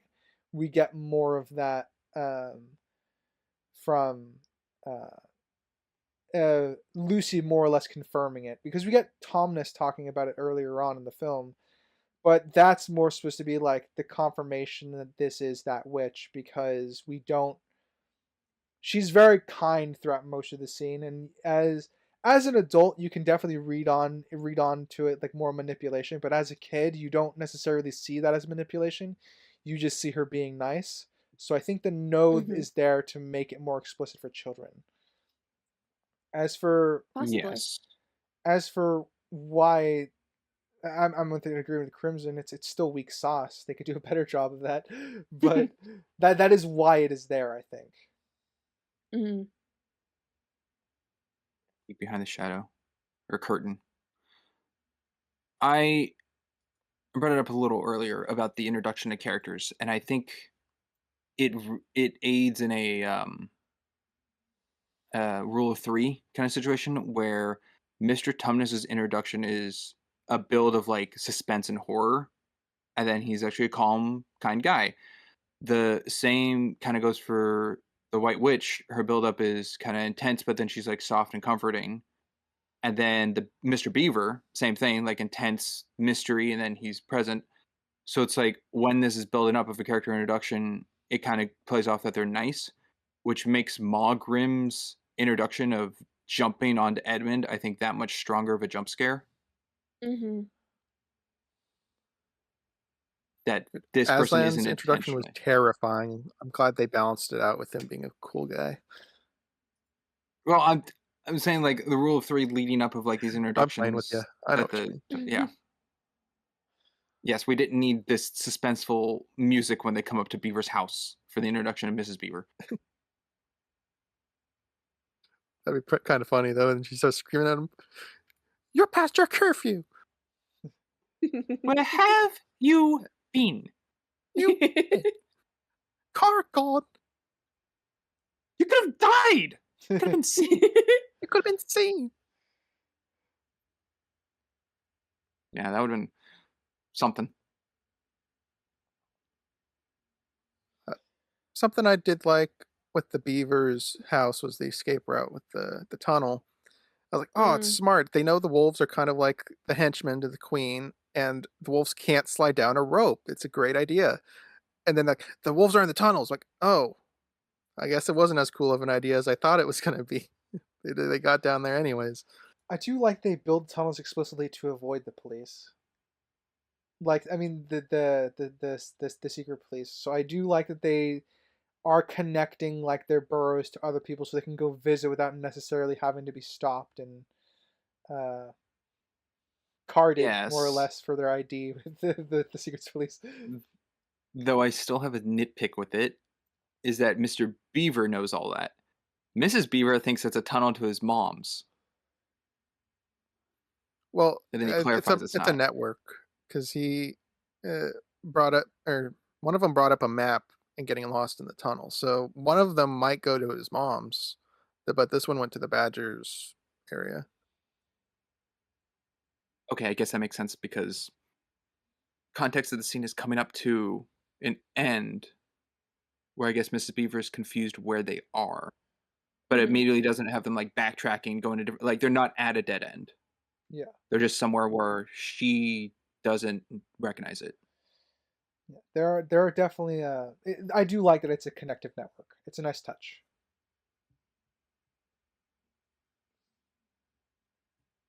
Yeah, and it's dark when they come up and everyone's petrified. Yeah. Good thing these wolves can't smell anything though. That's pretty handy. That that is a That's like flaw problem territory because it that's changes the movie. yeah. I have an issue on that.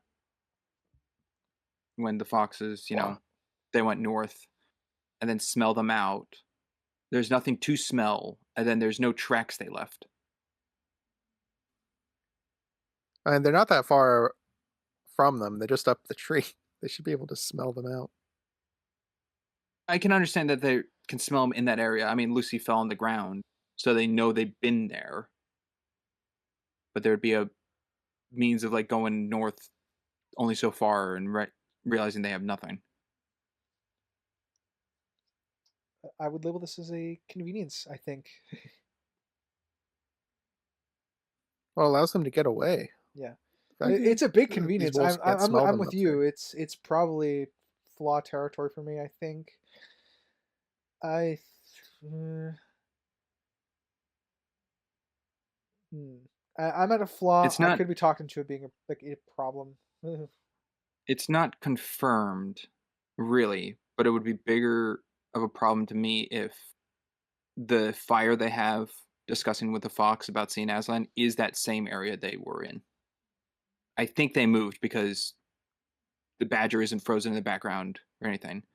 If the wolves actually left, realized they were fooled and come back to that same area, that wouldn't make sense to me. Like if the Pevensies are still there. No, that wouldn't be very smart. Yeah. So I do think they move. Also, I had no connection being younger until now that the fox is voiced by Rupert Everett. Rupert Everett, who? Ooh, Crimson says that like he doesn't know. Yep. Rupert Everett played Claw in the live action Mr. Inspector Gadget film with Matthew Broderick. He's also the bad guy in Dunstan Checks In. Those two examples are probably not the best examples of his work. No, because I don't know either of them. So, all right. He's in other things, but He's also in Shrek 2, Shrek the Third. Voice acting does he roles. does he play Prince Charming? Yes. Okay. Okay, that lines up. Yeah, it sounds like him. I, for the sake of world building, I have a little nitpick with very towards the beginning of the movie when we're showing the bombing of London and bombs are going off. It then cuts to Edmund looking outside the window, and like the bombs going off like a firework display. How long has he been standing there watching bombs go off? Probably a while. Yeah, I feel like the first instance of a bomb in like an air raid would get them to go to the bunker and not all this time. I I know it's for the character introduction of Edmund, but I think it's a little nitpicky to the world building. I can agree with that. Also, they would have been taught to stay away from windows and stuff at this point. Yeah, but it's Edmund. If anyone's going to be by a window, it's Edmund. Yeah, little rebel. Dad! I Yeah. think that's fine. I think him going back to get a piece of his dad in the midst of war, being that that's where his dad is, fits. I really wish his love for his father carried on to the end where all of them forget their human lives. Very impactful to themselves. Well, This post looks as familiar, as if from something whatever mystical. I forgot what they said. yes, as Ryder brought up, the connection of Peter kind of taking on the fatherly role around Edmund makes Edmund rebel against Peter for that sake. So I think that builds of the difference of the father of like how much Edmund cared about his father to risk his life to go in for that photo, and then what Peter's doing that strengthened towards the end of them actually getting along better. So I think No, Edmund I isn't agree with so that. reliant on his father or I'm at that just point. tying it to them being adults and forgetting everything. And I've never liked that. I still don't like it. It's I I don't understand it. yeah. I don't like that Lucy calls it spare room like how Mr. Tumnus did when she knows it's the spare room. Yeah. I think it I think her saying it that way is just seeing the light post and everything um just triggered the memory of Mr. Tumnus saying that to her. I think it is supposed to be a thoughtful echo, like you're saying. It is supposed Mhm. to that's I do think it's why it's stood like that. Yeah. Okay. Can Uh, I guess other than the fantasy aspect, can someone explain to me what the lamppost is? nope. Other than just like a checkpoint to reference where the wardrobe is. That's I don't know. But is that entrance of the wardrobe always there by the Well, this is lamppost? Is the that only checkpoint or movie where the wardrobe is relevant, so I don't know. okay? Don't know if the professor, when he used the wardrobe at whatever age he entered, it was at that post or if it was somewhere else in Narnia. Don't really have anything to say. We just know each time this wardrobe's used in this movie, it's always in the same spot. Yeah. I mean, the lamppost is Okay. there because of the first book. I but it now serves, I guess, as Tomness says, this is where the border of Narnia, essentially. From here to the sea with Cair Paravel is all of Narnia. Just a borderline. So there's probably other lights around. No, it's just this one because this one's a special one. Like I said, Oh, well, it's not much of a it's border. there explicitly because of what happens in the first book. Okay. Is this the most technologically advanced thing in Narnia at this point? This lamppost? I think so. Yes. Nothing else really stands out. Okay. Okay. I was just curious if it probably has symbolism of a connection to something, possibly in the Probably. Oh yeah, I Christian mean, religion, but I just Well, it's meant to so it marks the border between Narnia and the wardrobe, but it's also meant to be a beacon of hope and a okay, guide for the Pevensies. like a northern star yeah, I mean, type. Essentially, yes. in the way that you brought up the Christian related part, it's probably is an example of divine guidance, like they're supposed to be here. Yes. Yes. Okay. Okay, I guess that clears up more of its existence. But it is a unique item in Narnia. I don't think there's another one. There's not, according to what I found. And the origin is actually really interesting. I know. The I don't origin of the remember. I don't. lamppost? Yeah, I don't remember what happened. I Mhm. just know some things. I think somebody threw it at Aslan. That's all I remember. Uh, do you want me to read it? Yep, sure. Sure, if you have it. The lamp was created when the White Witch tore a bar from a London lamppost and threw it at Aslan, after which it took root and grew in the newly created, fertile Narnian soil. Toward from a Interesting. London. So they Mhm. were in the real world. Yes. Yeah, I mean that's part of the first book, The Magician's Nephew. Interesting. Yeah, so it has and even in the film, if you pay attention to it, the film creators designed it with roots to show it is a partially living thing to help reflect that backstory for it. That I didn't notice. That's cool. Mhm. They did a good job on the set design for a lamppost. Yes. Ooh, amazing segue. Great job. Crimson, you're the artistic graphic designer, in Uh-oh. my opinion. Here, Bold what claim. do you think is the best set design in the film? Oh gosh. Set design. I mean Or art everything piece in or here is pretty good. What'd you say? art piece or, Oh, art something in piece. your field? Art piece wise, I would say it's the costumes. I think all the costumes and creature designs and the animatronics all look great. Good, The I was gonna Minotaurs, I would say, are probably the standouts. I think they look awesome. Mm. good Pretty answer. I was gonna grounded. throw something at you if you said it was Tomness's father.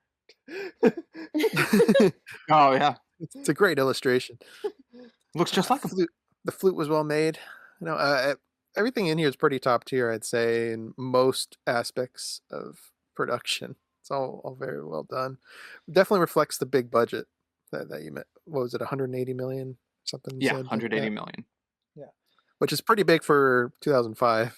So uh, it definitely shows. Uh, I'd say costumes would be the standout art pieces. Okay. Flip side, what's your opinion on the worst? Um, Probably just so you're taking talking practical, right? Not visual effects as part of it. Yeah, we'll stick to practical because I'm like that green screen stuff. Ugh. Yeah, because I was like, there's some examples of that the best CG or visual effects. Um, Where's practical? Yeah, what could have been made Um, better? More time, more design. Man, nothing's really coming to mind for me for that. Everything, the trees all look good.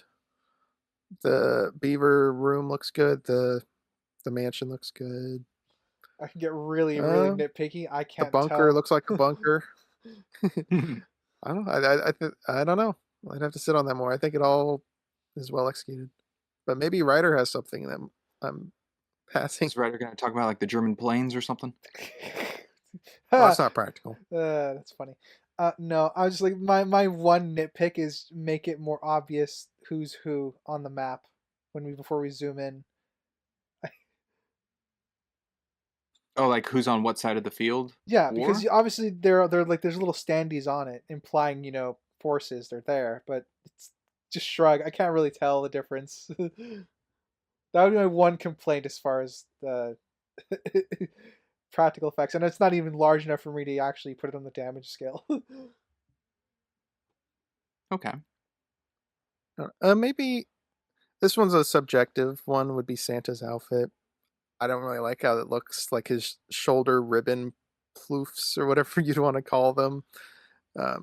His overall attire, I don't really care for, but I think objectively it does its job. All I'll say of the Santa scene is I can understand why Tolkien and C.S. Lewis almost had a falling out for this scene.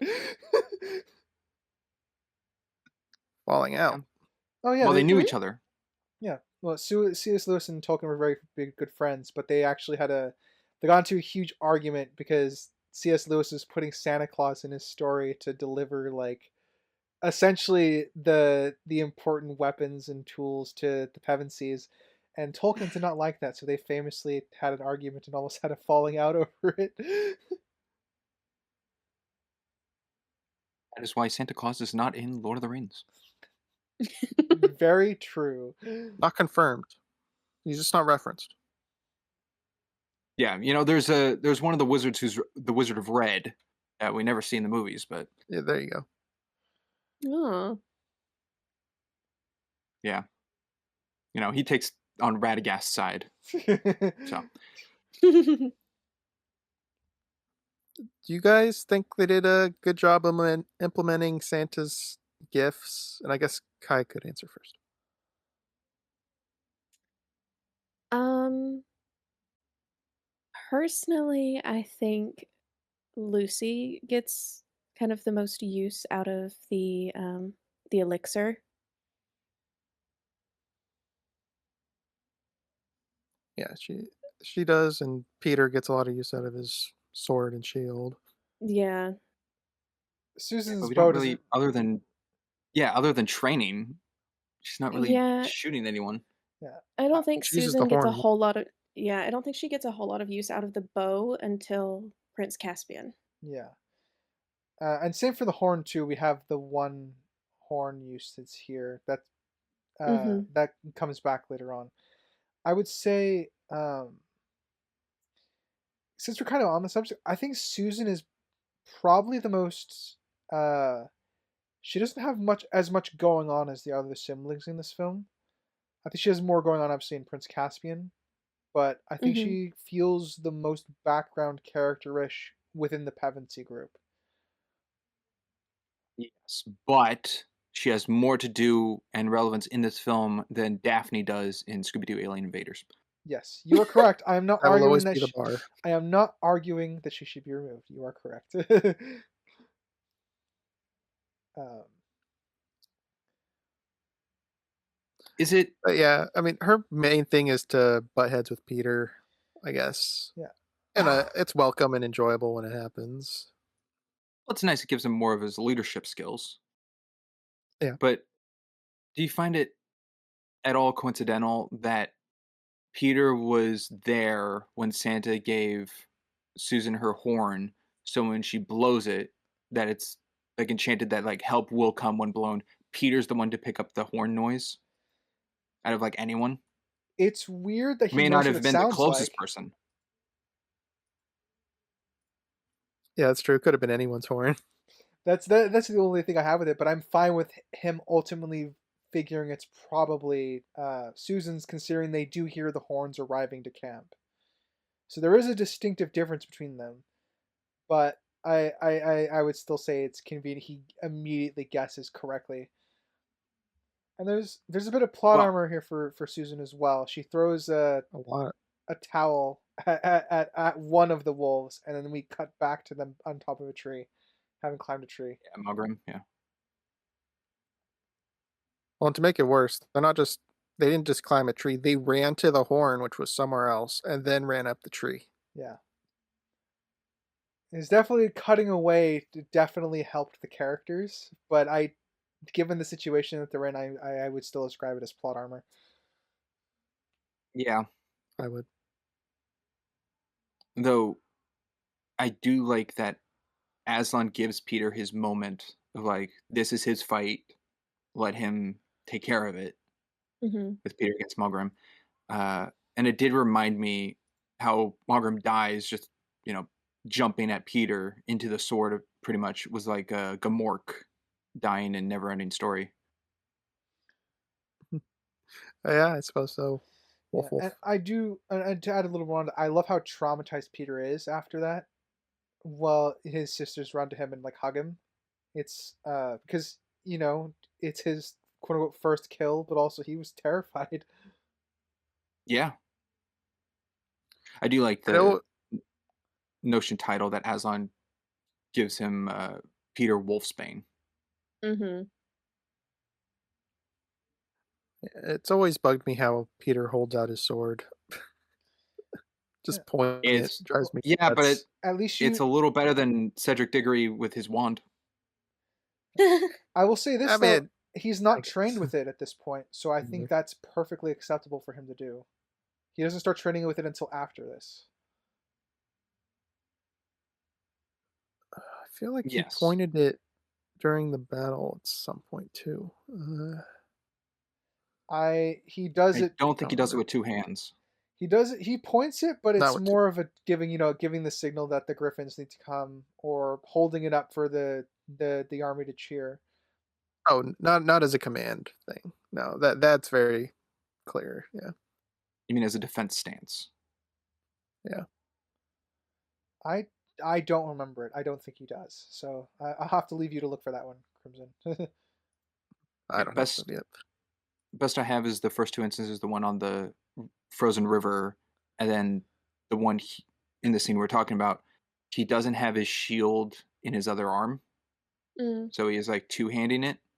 Whereas in the battle, he has a shield, so he's using that as a tool as well in his other arm. One of the things I like about Peter's armor design, they the for the film they definitely take after one of the famous King Arthur designs, and obviously gets a special sword that's based around the legend of Excalibur, even though it's clearly not. I would also say that there's a lot of Richard the Lionheart, obviously, in his outfit design as well. Well, I guess I'm the going the armor to for both. agree with you because I don't. Yeah, Okay, thumbs I up. don't know that off the top of my head, kind I of guess thing. it's, I Like I guess don't it's have that. guess it's a me thing, which is fair.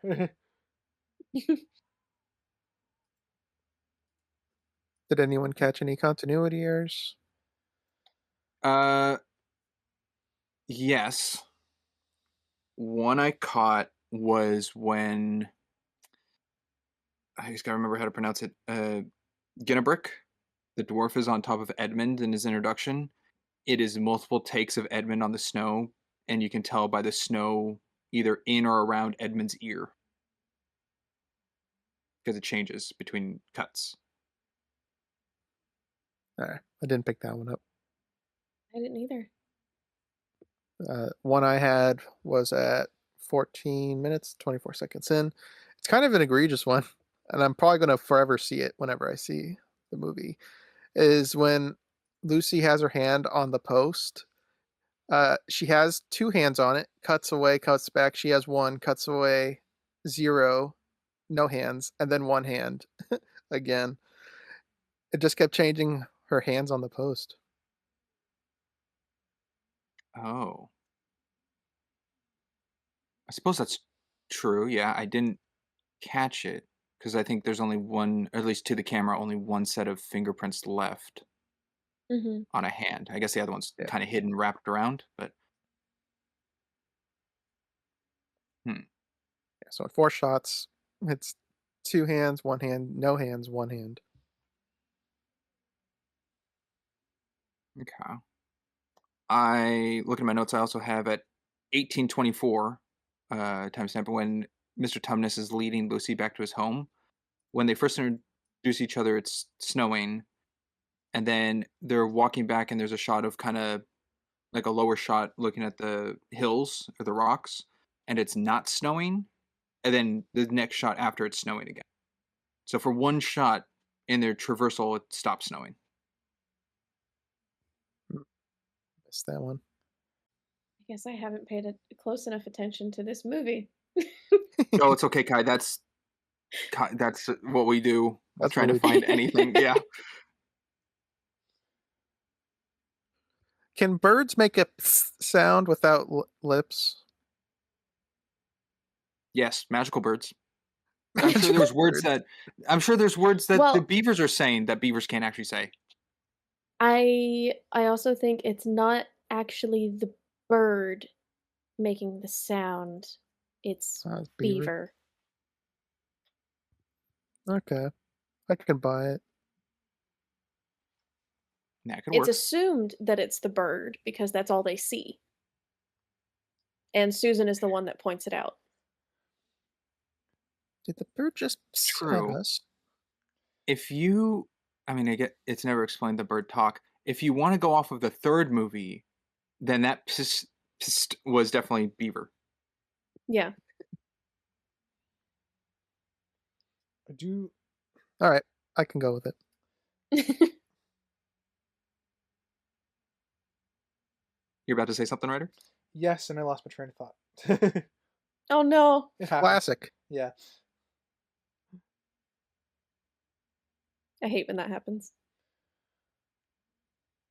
Pretty regular occurrence here on the podcast. Yeah. I guess I will ask then to the floor.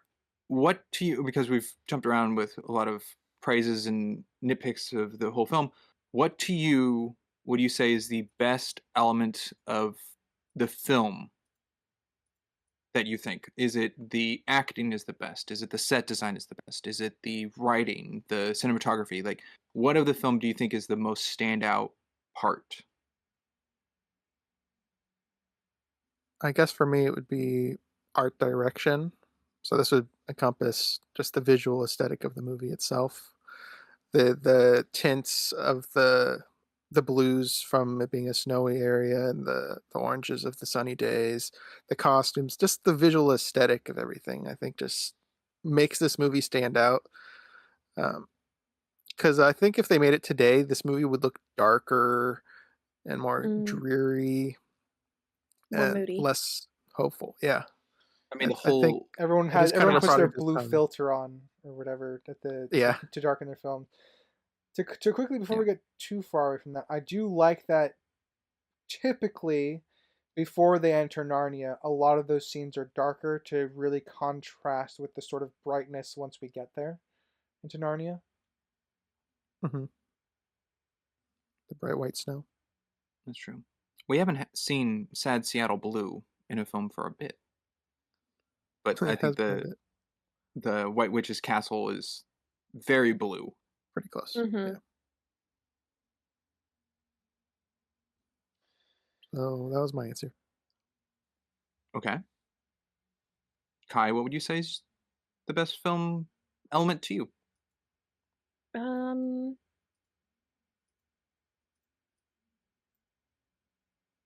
I think for me, it's probably the acting.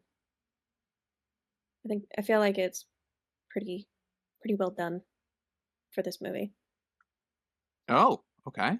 Who would you say is the best actor or actress? I have to say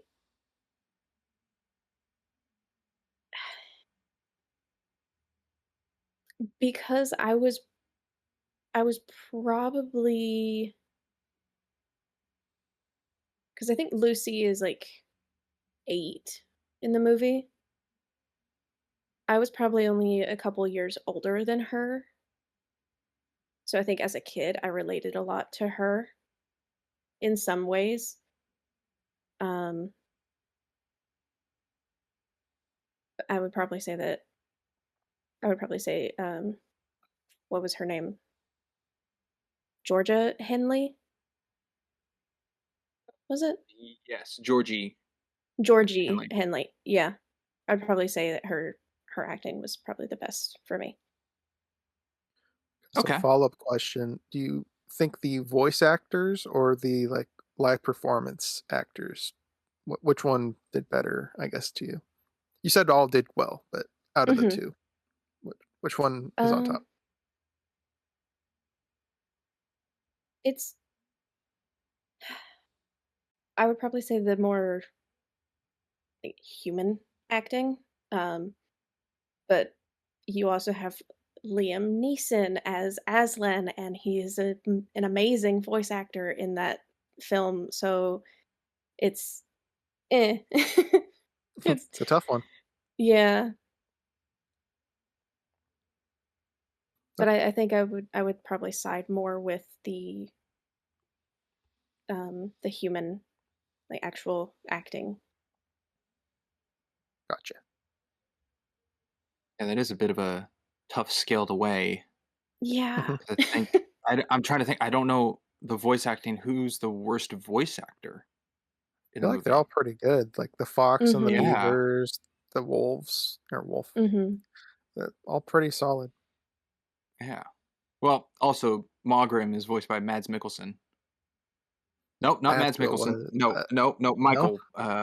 Sounds nothing like Mads Mikkelsen. I nope, no, I got Yeah, the wrong actor's name. No, Michael Mickelson. Is that it? no clue. He's in he's Mr. Blonde in Reservoir Dogs. Ah, yes. I He's haven't on seen that. Tarantino stuff, but he was in Hateful Eight and stuff like that. So, um,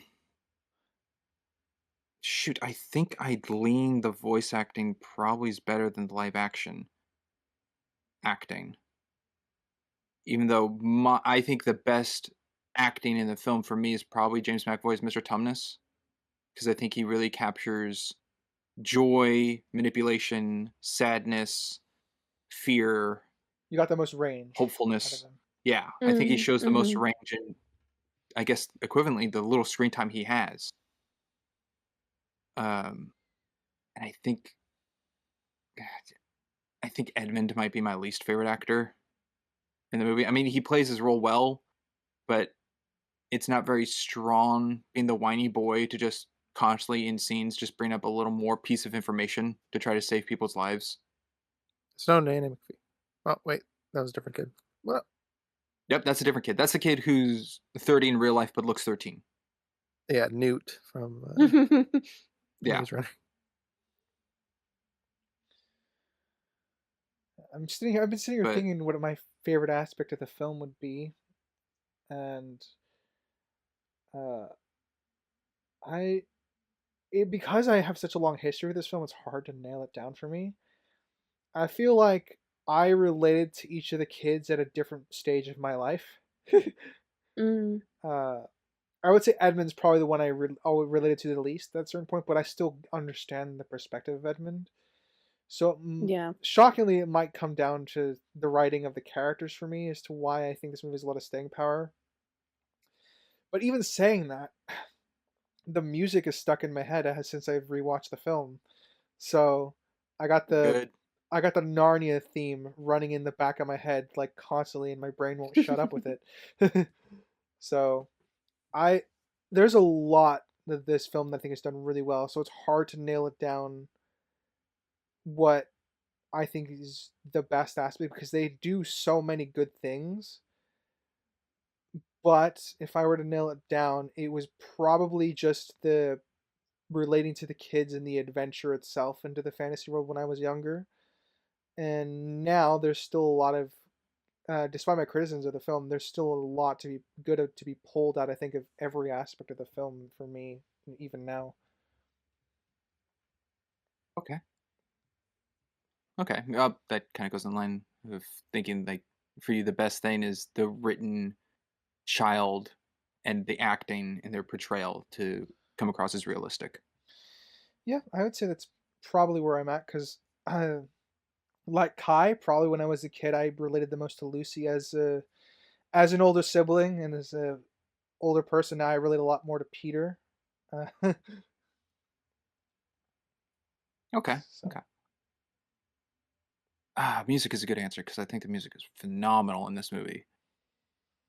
But I think for me, the highest aspect is probably the practical practical effects of the look of like the sets and the costumes of the minotaurs and the centaur bits and the outfits and the weaponry and all of it looks really good and real. And I guess Weta behind it does really help it that it doesn't look like, oh, that's made of plastic or oh, that's cheap or they had to change the camera to be a tighter shot because that didn't look as good when it's up close or something like that. I think all that looks pretty darn good.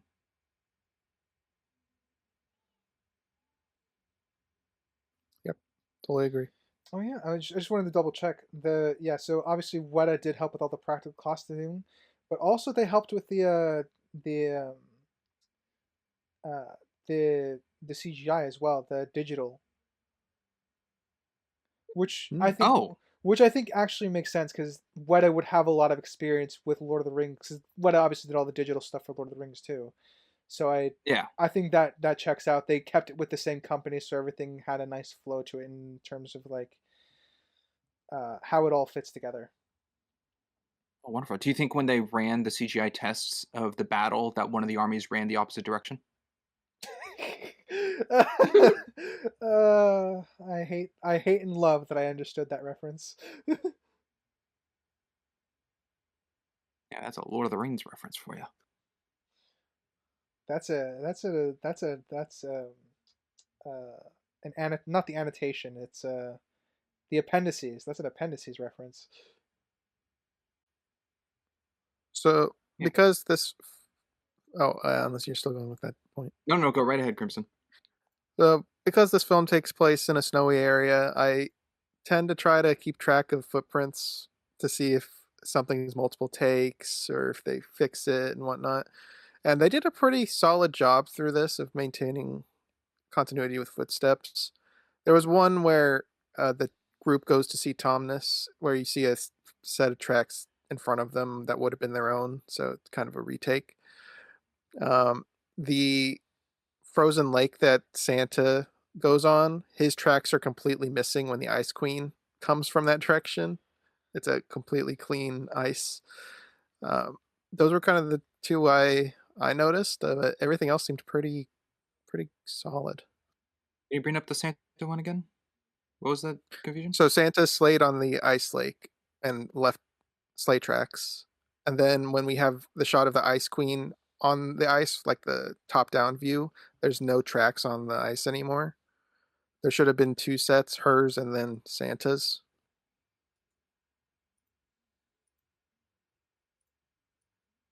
Okay. Okay, I guess in my mind, I thought those were two different locations. I mean, it's the same It lake. is showed to be the same lake, yeah. Okay, that would be right then. And it's not snowing to cover tracks. So Mm-mm. So those are the I only two snow things I caught. okay. I'm glad you touched on the snow there because I think it's a pacing thing for me that the prophecy is becoming more true and the White Witch is kind of dying off. I mean, she becomes less and less of a White Witch to this dark, wearing the skin or fur of the lion kind of thing, of like change kind of like the season look. That the melting of the snow isn't as gradual. I think I would have liked to show that like the spell's wearing off, and it does seem like a one scene change coming out of the river, and the beavers are like, "Oh, look, a tree is blooming some flowers," and then next cut, like the snow's pretty much gone. And her powers are kind of just strange to me anyhow, where the snow is going away because now there's hope in Narnia. I don't know how that takes away her powers or strength. They don't really dive into it other than hope is back in Narnia and now everything's melting. I suppose that could also just be like a word, like a phrase, like a word thing, not actually like a literal That's what Santa said set. too. Yeah,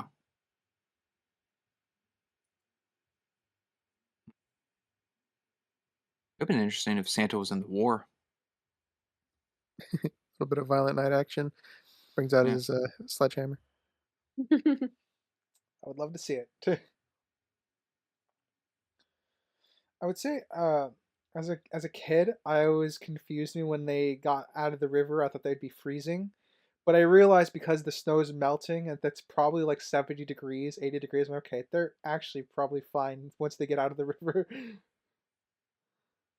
Uh, Mm, I did question they would be shivering more. They're in wet clothes and they just come out of an ice river. Yeah, I. I'm kind of in agreement with that, but I think as a kid it was more worse to me. But I realized because like the next scene is all the ice essentially melting away. I think it's supposed to be like feel like summer outside, so they're not going to be freezing for long, I guess would be my takeaway with that. Oh, okay. Yeah, it's I weak st- because the film doesn't yeah. do much with it. This is me inferring based off of Yes. a Yeah. I more just find it still into the more pacing thing. yeah, It's like they were on a melting river with the wolves around where it's still cold because they're still wearing their coats and everything. And then just because they went downstream, it's gone up like 40 degrees. right. No, it's up 40 degrees in the air because all the ice and snow are melting away. That's not just this area. Yeah. Anyway, but to get to your point, they being in a pacing issue, I absolutely agree with that. I would have preferred it to be more gradual, because it is quite sudden. But given that it is sudden, I have less issue with the fact that they weren't shivering. Yeah. Do you think at least I picked it up, do you think the cold breath of Edmund in the White Witch's castle is CGI'd? I think so. That does bring up a topic I was gonna bring up is the lack of breath in the movie as a whole. It's pretty apparent there in the ice castle, but elsewhere it's not really present. Uh, I think it's dependent on the scene. I think outside where it's sunny is fine because it wouldn't really be picked up. But like when Lucy's in Tumnus's house at like night, I think, and the fires turned out, maybe then there should have been more.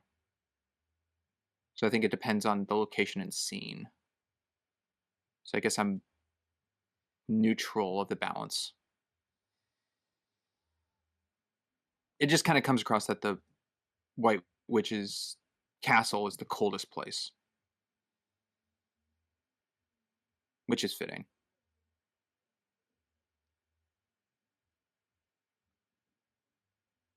So, uh, I have another nitpick because to me it's kind of goofy looking when Aslan and the White Witch go into their tent to have their talk to like settle the terms of Edmund and the traitor betrayal stuff.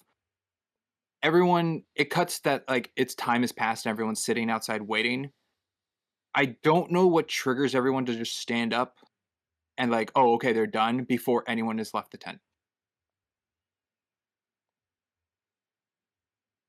You're right. That is funny. I do remember thinking that was weird. Uh, So I suppose I have that as like a nitpick because nothing indicates that they're done. I suppose not.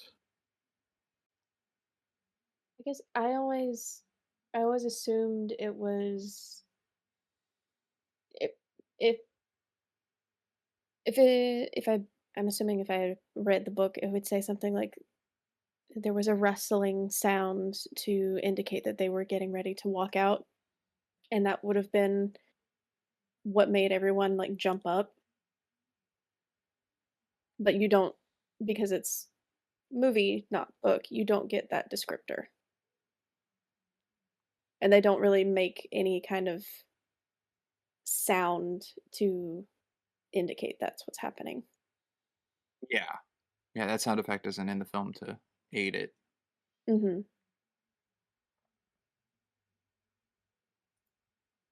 Yeah. So to me, it was just kind of goofy. it's a movie Mhm. moment. Uh, Something to touch on both uh, Kai, you and Ryder both said is how scared the two of you were when Aslan died. Yeah. Do the uh, two of you want to touch more on why? yeah. Do you want to go first, Kai? Um, I think for me it wasn't so much Aslan's actual death that scared me. It was um the creatures surrounding the stone table and the sounds and things that they made were more what scared me.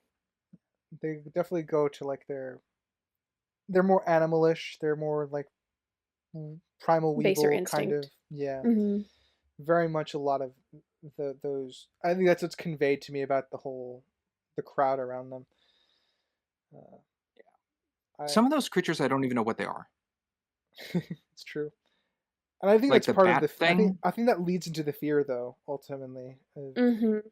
Yeah. uh, mind you, I'm someone who couldn't be in the same room when R2D2 got shocked in A New Hope.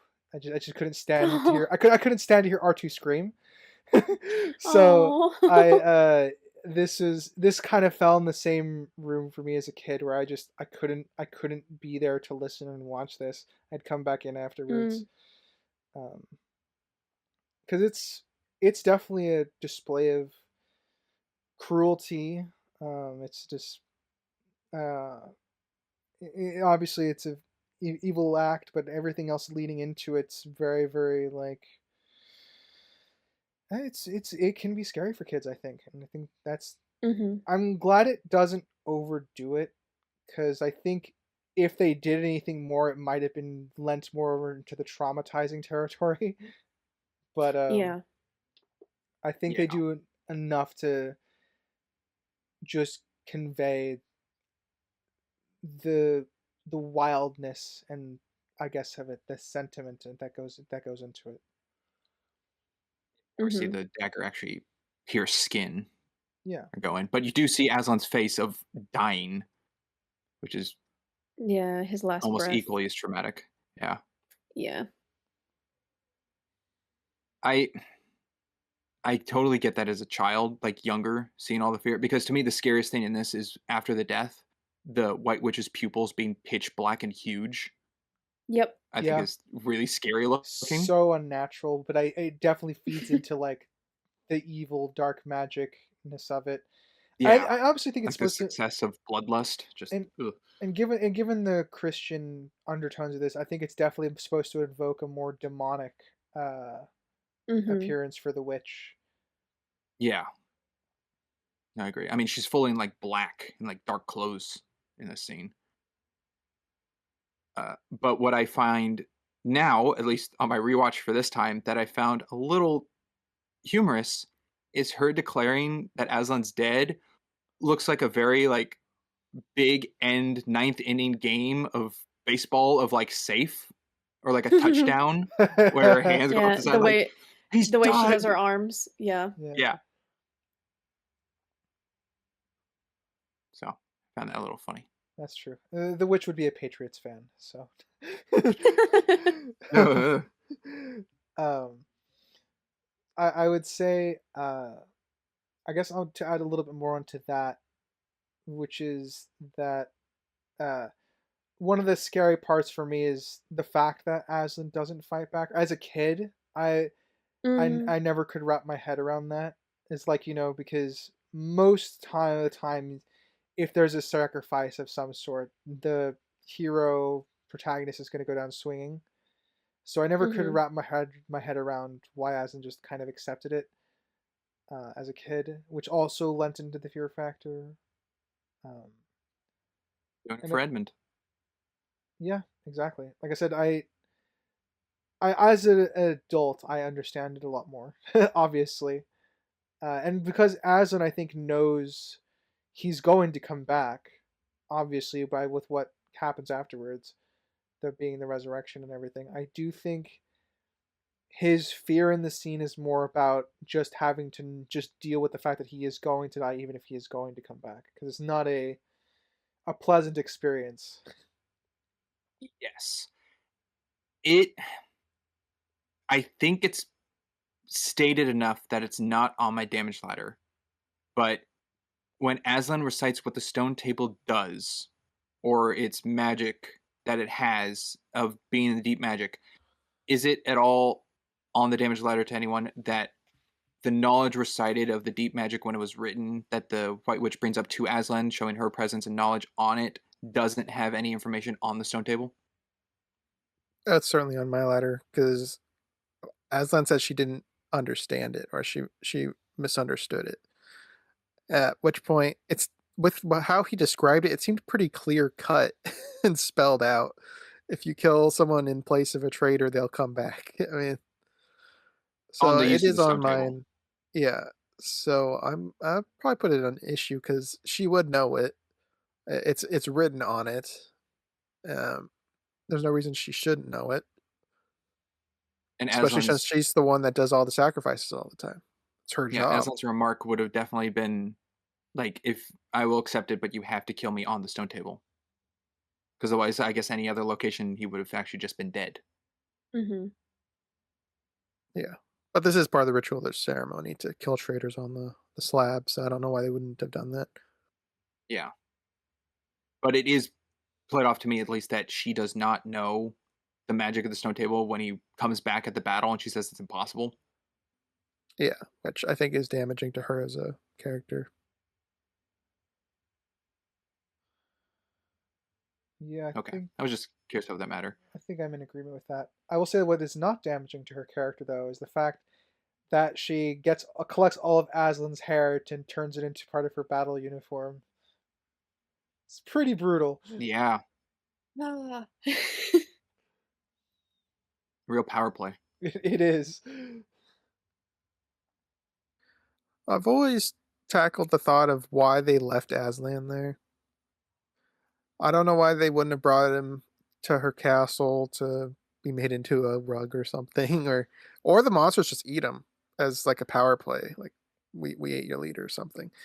Oh, that's It's too just weird dark. to me that it's just left there. Other than it needs to happen for the movie. I mean, they did Her take his main. biggest I mean, her biggest threat is gone to her knowledge, so for her, it's over. She doesn't care. And she took his mane as a trophy. I don't know why she wouldn't take all of him as a trophy, to some respect.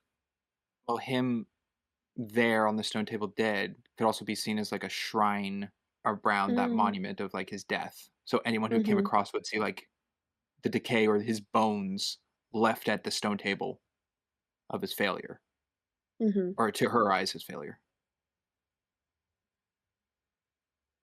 So that could Maybe also be a trophy on itself. it just seems absent to me. Hmm. Okay. What I have, I guess, as a nick to Susan is Lucy's thought is to use her elixir on Aslan, of like attempting to try. He's already And Susan gone. said, yeah, Susan says he's already gone. We have not seen Lucy use that elixir on anyone at any point, and they have no knowledge of what it can do other than Santa saying heal any wound. Mhm. I think Lucy should have still tried. 100%. Susan has no knowledge on what it does. She shouldn't have stopped it. I think Susan's thinking in that moment was probably sa you know, they were told that it can heal any wound. That kind of implies that the person is still alive,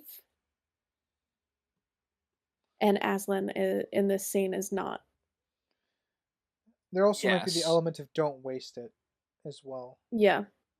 That could be also true. I think it would have been interesting if Lucy tried to like put it on a stone figure and it Mm. didn't work to indicate like, oh, they're actually dead, and a thought to that. And it's like, oh, it wouldn't work. So then when they come across Aslan, it's like, oh, we know the dead doesn't work, which would strengthen Mhm. that to make it more of a awe moment when Aslan can free the stone people. Yeah. Yeah, that would be cool. That would Oh be a no. nice way to touch on it. Mhm. If she really was like, don't waste it, we have a battle to go into, you might need it. I think that is better than just, he's gone, it won't work. Yeah, but it's not like a vial of liquid luck that it's like one and done. It's like a single drop, and she has a lot. Yeah. I mean, her own brother is dying. She doesn't like pour a ton in him. It's like, oh, you'll be fine, you'll be fine. She does do one drop to see if it works. So I don't know.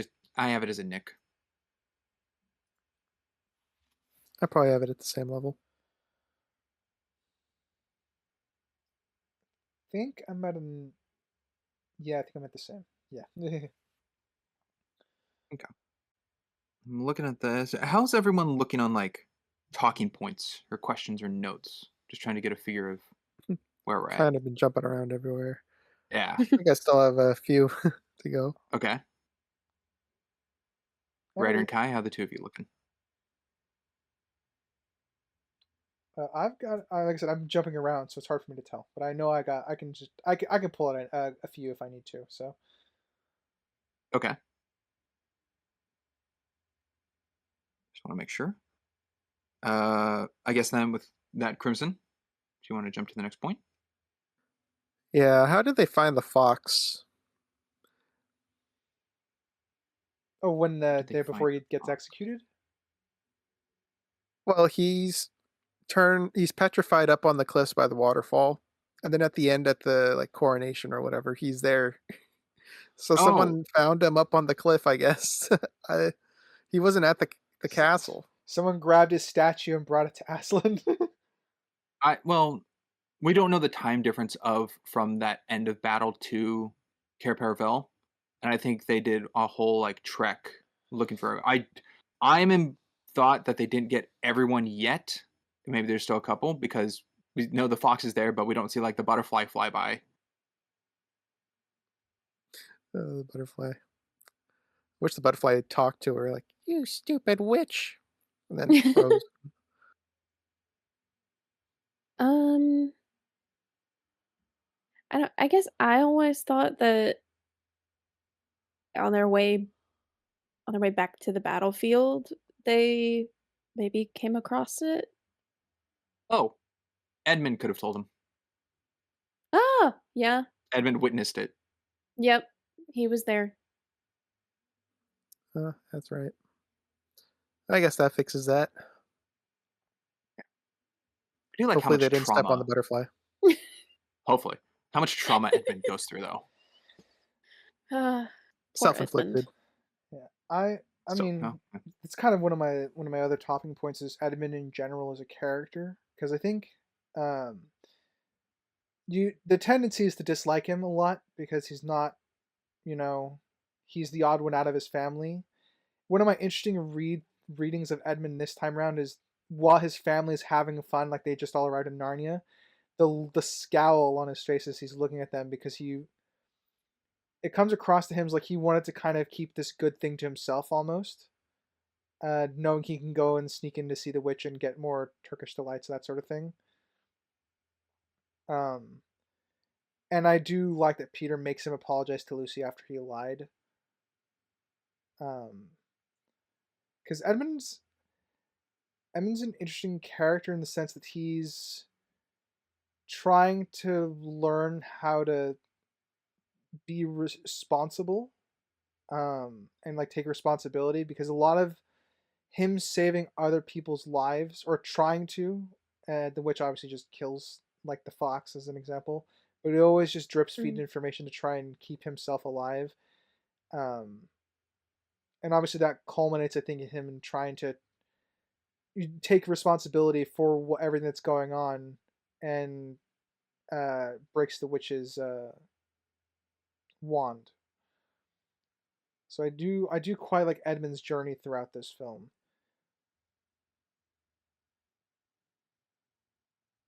I agree. I think in terms of like character arc, Edmund definitely has the best. Question I had written down regarding him for, I guess, all of you is, did he intentionally hit the ball through the window to get them in the wardrobe, or did he just take the opportunity after that happened to get them into the wardrobe? I think it was accidental on his part. Um, I don't even think the wardrobe was his focus to get to, because they're running through different parts of the house. I feel like I think he would once they're kind out of of options, direct that's when he them. runs to the wardrobe. Yeah. Or Mhm. him run off on his own to the wardrobe and they follow. Because they are as a group going in different directions. Well, he's the one that says, "Come on, get inside." So he's definitely encouraging At the point them. they get there. Yeah. Yeah. Um, Yeah. Also, I don't know if that's how you pitch cricket. I miss. Peter looks so stupid. I think that is how you do it. That is. Yeah. It's a straight arm underhand. Yeah. Oh, is the ball supposed to bounce? Yeah. No. Yeah. Well, Oh, I thought it Oh, did.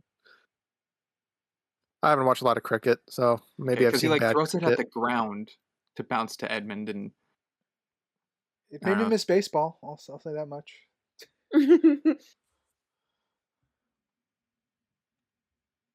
Um, But yes, Crimson, I do think it was accidental. Okay.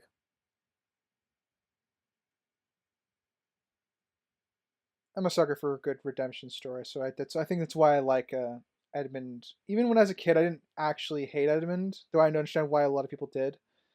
I I think I had a soft spot for, I guess, the redemption story, because he contributes a lot by the end. Yeah. No, I think it's. I'm trying to think if I prefer his character arc over Peter's. I think I might like Peter's more, because Peter's to me seems a little more gradual in eldest sibling responsibilities to leader, Yeah, and Mm. Edmund's does seem like learning opportunity of like you're now in the prison and now you get a witch die and you're gonna get slapped by the witch, and yeah. You're bearing that the all weight of. leading up to him, yeah, getting the bravery to confront her. Yeah, it's a lot of like, Edmund is confronted a lot with the consequences of his actions. Peter doesn't really need that. But I think also one of the high points of Edmund's turn is, Aslan believed you could, so could I, so do I. There's that little bit that Edmund provides Yeah, yeah, yeah. to ground Peter a little bit more that he can do this. Um, because I think I think I'm in agreement, Springs. I think I subjectively prefer Peter's arc still more, but I do think there's a lot more objectively to do with Edmund that I think is more relevant to the story going on. Yes, I think I'm in agreement to that. As Kai says, I think Edmund probably has the best character arc in the film, technically speaking, or if not one of the best. Mhm. Yeah. Yeah. but I contribute that mostly to his connection to the White Witch because we see her story via him, or vice versa. Which I'm not excusing it as worse, just more of an aid onto his part, which is good. A question I have, because I think there's multiple elements that could go into it, and I'm curious if you all think the same or differently on this. What knocked Lucy out at Mr. Tumnus' house?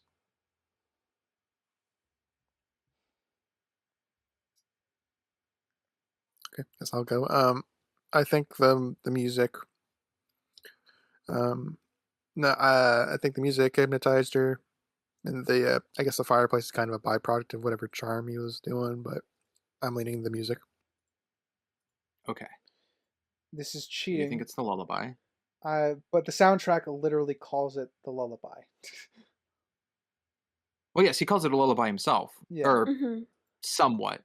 He says, "Have you ever heard one? This won't sound anything like it," which is kind of I think, both a joke of thinking, "Oh, it won't sound good," but also this isn't a traditional lullaby. It's a spell. Yeah. Yeah. I it's Okay, one so just think it. We all think it's the music. Yes, it's the music because it's implied that it's a kind of like the Turkish delight with Edmund, it's charmed in a sense. Okay, I was just curious if anyone thought it And could be drugger with like a T. that's where I was going at. I didn't know if yeah. anyone saw it that. I think this is definitely that's an element you could absolutely read into it if you don't want to read magic into the scene. Mhm. Because the story's not quote unquote magical yet. It's still fairly grounded. You just have a fantasy creature. And you can attribute that whatever poison she might have ingested or sleeping drug she might have ingested is hallucinating the flames. Um, I I to would a say that point, if it wasn't for Aslan yeah, screaming, to a point, yeah, I would say kind of that interpretation is kind of broken with Aslan screaming. but Um, is that a counter slight spell situation to what's going on of a prophecy of like the Pevensie, like Aslan's connection is what breaks or like kind of puts out the fire. there's this is why I find Tumnus a fascinating character because I, on this view, got the impression that his dad or Tumnus's father died fighting the White Witch or died in the army that was opposing the White Witch. Um, which is uh kind of can lend into like him being cowardice and trying to find bravery in the sense and ultimately why he ends up helping Lucy. So Aslan's could be counterspelling, but it also could just be serving as a reminder to him. It's like your father died for this, that sort of thing. There's other inferences that you could possibly read into the potentially what Aslan is doing. And Okay. if his dad got defrosted with them and they both go to the battlefield together, that would have been Oh, that interesting. would have been interesting. Yeah, that would have been something. Okay, I was just curious on that. I do like the um, follow up connection to when Lucy sees Mr. Tumnus in the statue graveyard. How I listed it, that lullaby plays at the background. Yeah. A nice motif to remind us subtly who this is. Yeah, but it's definitely it's a slower bit of the music. It's not as paced as the first instance, Mhm. so it's a little more somber to it, and I think it was very very nice.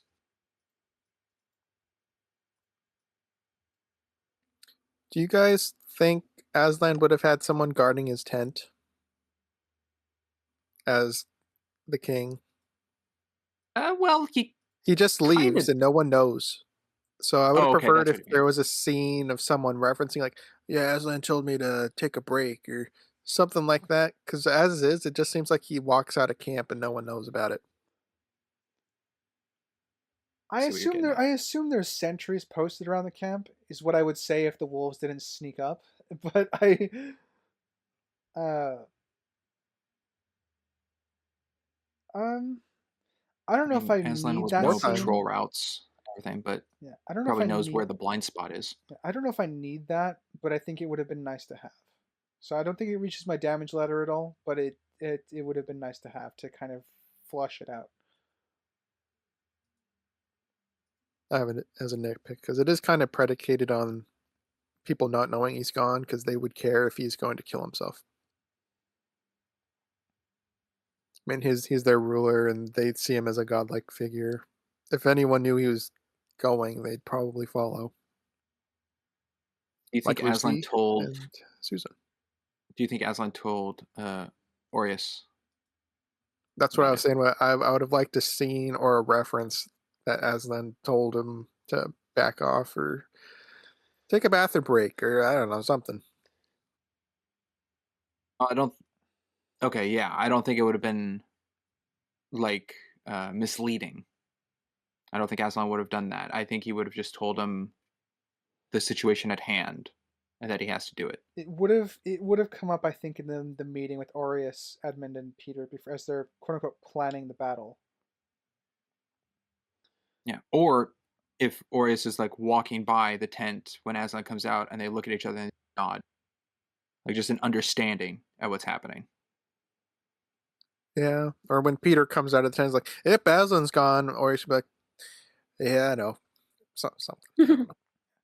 I do like when Aslan comes out of the tent after negotiating with the witch. It's Lucy is the one that noticed Aslan's not celebrating anything because Lucy's very much in uh, more in touch with the world around her. Because I obviously think it's that ties into the symbolism of what fairy tales are about and how young children are more more in tune with nature and things like that.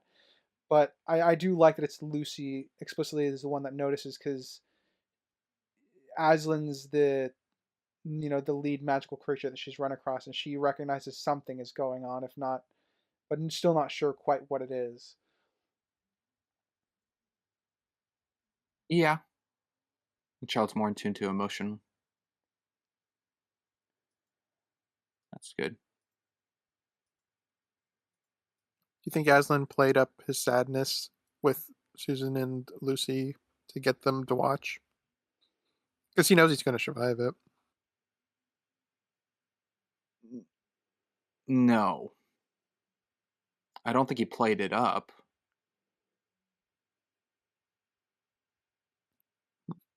I kind of got those vibes off of him. So he doesn't really have a reason to be sulking around all sad. Well, this might be his Kind of first instance saw it of as a dying. performance. There not enough to read into that. I don't know, but it did seem like he was playing it up to me.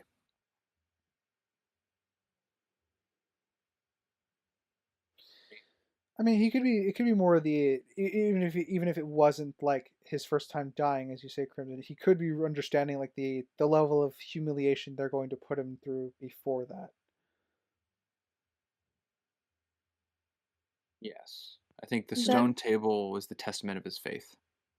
mm, that sounds a bit more likely. Like he believes it's going to work, but he doesn't know it's a thing. Mm.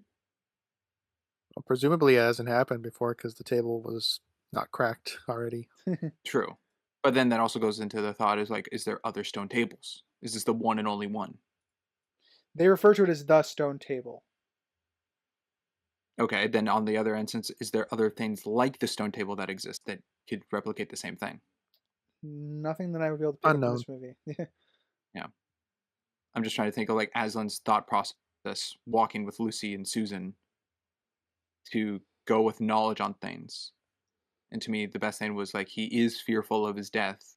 I at least I picked up that he has not died before, at least not in this way, um, and that it's fear onto him. But he's being so brave with the two of them, which is why he accepts their company, and he has just faith in what he knows of the magic, but has never witnessed it for himself that it is a thing.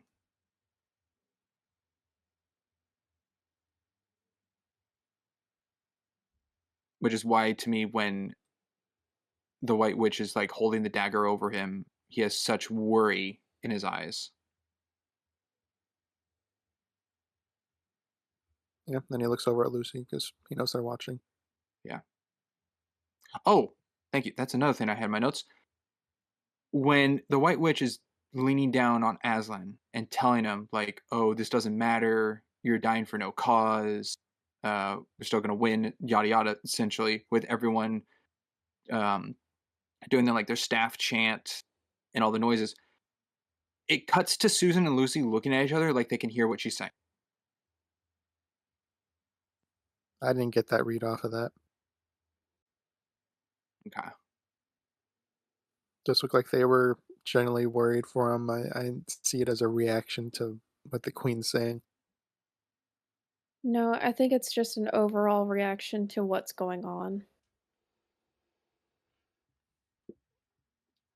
Okay. I might just have it as like a possible editing thing then for the film that scene was spliced right after she says a line. Mm.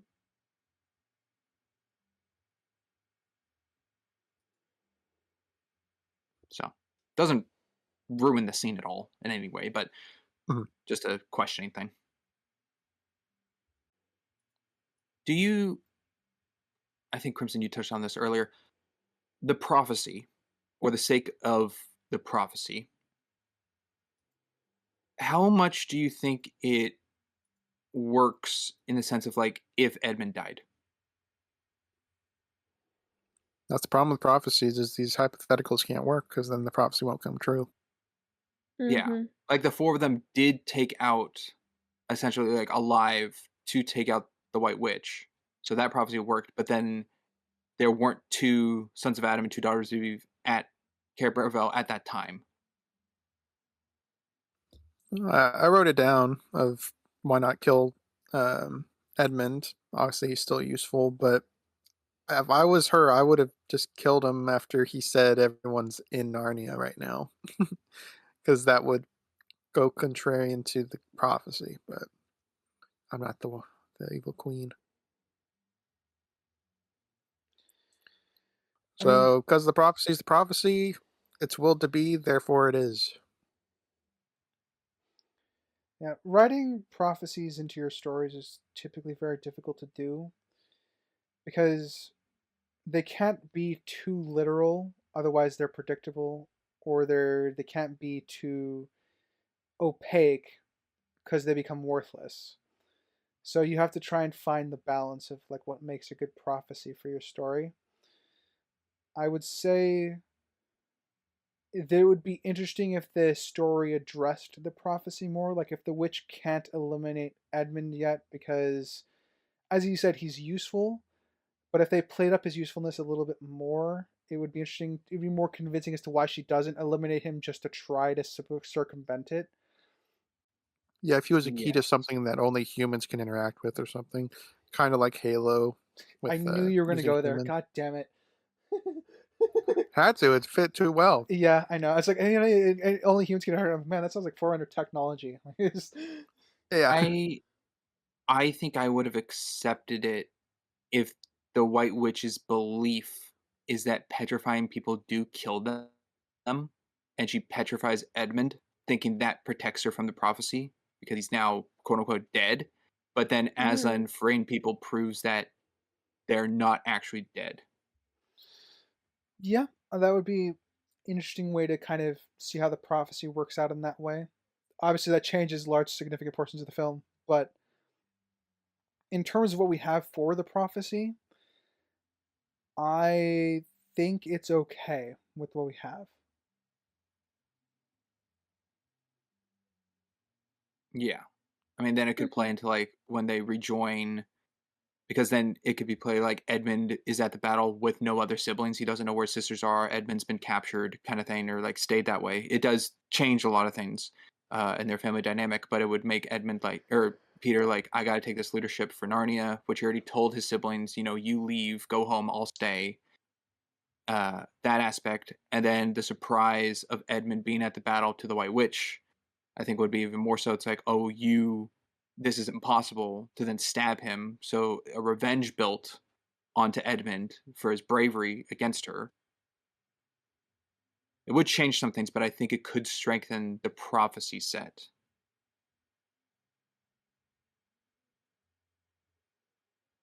Certainly I an just don't avenue know. that they could go. Yeah, I don't know how much the pros outweigh the cons in that.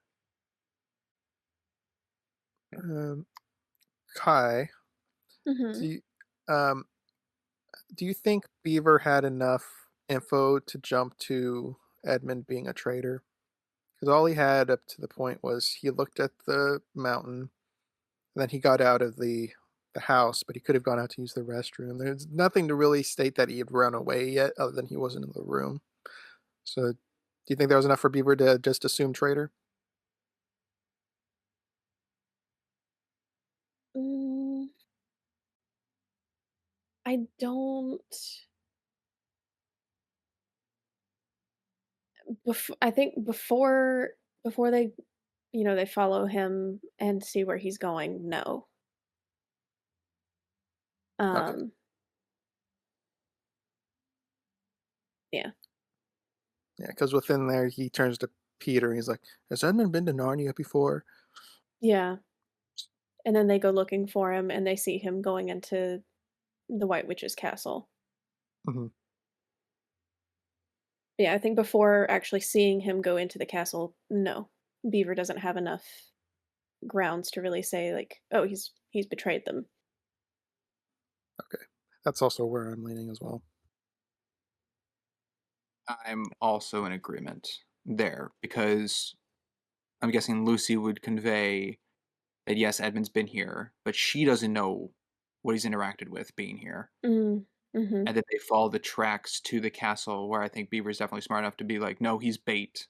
That's exactly where the White Witch wants you all to go. So All right. Right, are you on the same train as us? Yes, I am. I've got a question for all of you. might have an answer. Yeah, I know. Is there any reason that Aslan and the Narnians don't kill the queen and her like tiny group that come into camp? Honor, respect, something superficial. A That's written a written deal of betrayal and treachery in the deep magic that I needs to be set. Mm, that's if that's the case, that would probably need to be made more explicit. Because I do think that I can read into like the honor, respect, they're the good guys, they wouldn't do this. But I feel like there needs to be more reason as to why that the queen could do this. And the easy fix mm, for me is just don't like have it so that Edmund's not rescued. Have it that she uses him as a bargaining chip to Bree here. That could help. I think that's my easy Or fix play for or this. play the mind game that he is petrified, but they don't know that. Well, they don't need to do that, but like she's there explicitly like with the hostage, Edmund. mhm. Oh, I see. Bringing him. Okay. Yeah, that's like her ticket in and out, essentially, or like her guarantee. Or leverage. Yeah, Yeah. and then when she It leaves does. empty-handed, that can lead into more into the deep magic side of things. Because I don't think there's Yes. enough by itself to justify. Uh, Well, if she has him, there's no reason for her to go there. The reason she's there is to negotiate to kill him. So if she had him already, she wouldn't need to go down to negotiate to kill him. yeah, Is the rule of betrayal. yeah. So it would change the conversation and stuff like that. But I'm not sure that I still I guess it's probably a an issue for me just because I don't think they're able to justify this enough other than like inferring that it's honor or something related to the deep magic, which I is just kind of a stretch for me. I think given how oppressed all these people were under her rule. If we had Edmund whisper to like Peter, like, "Why don't we just kill her?" And then the camera pans down to like Beaver down there, being like, "Because of blankety blank blank."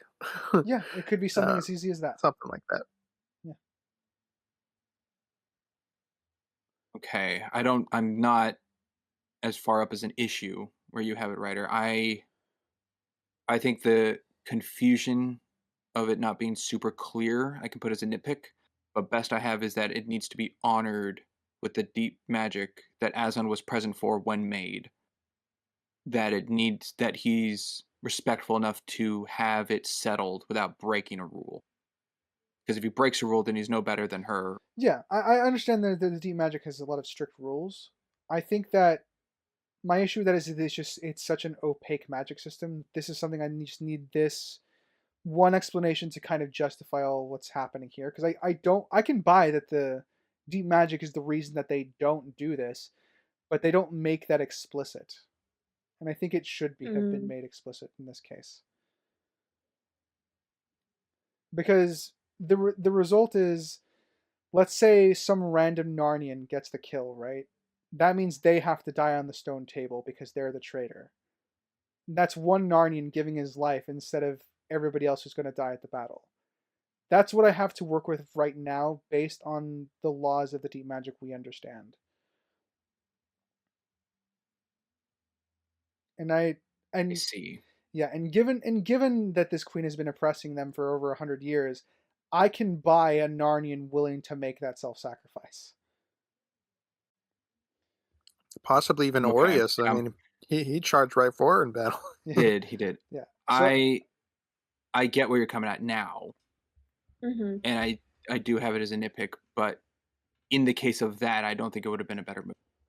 you're correct, it wouldn't have been, but it's still an issue that it's not addressed. Because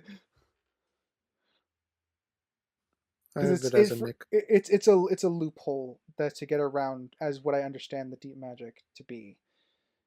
And I think having just Beaver say we can't do that because of the deep magic for this reason, I think that would justify the rest of the film happening, more or less.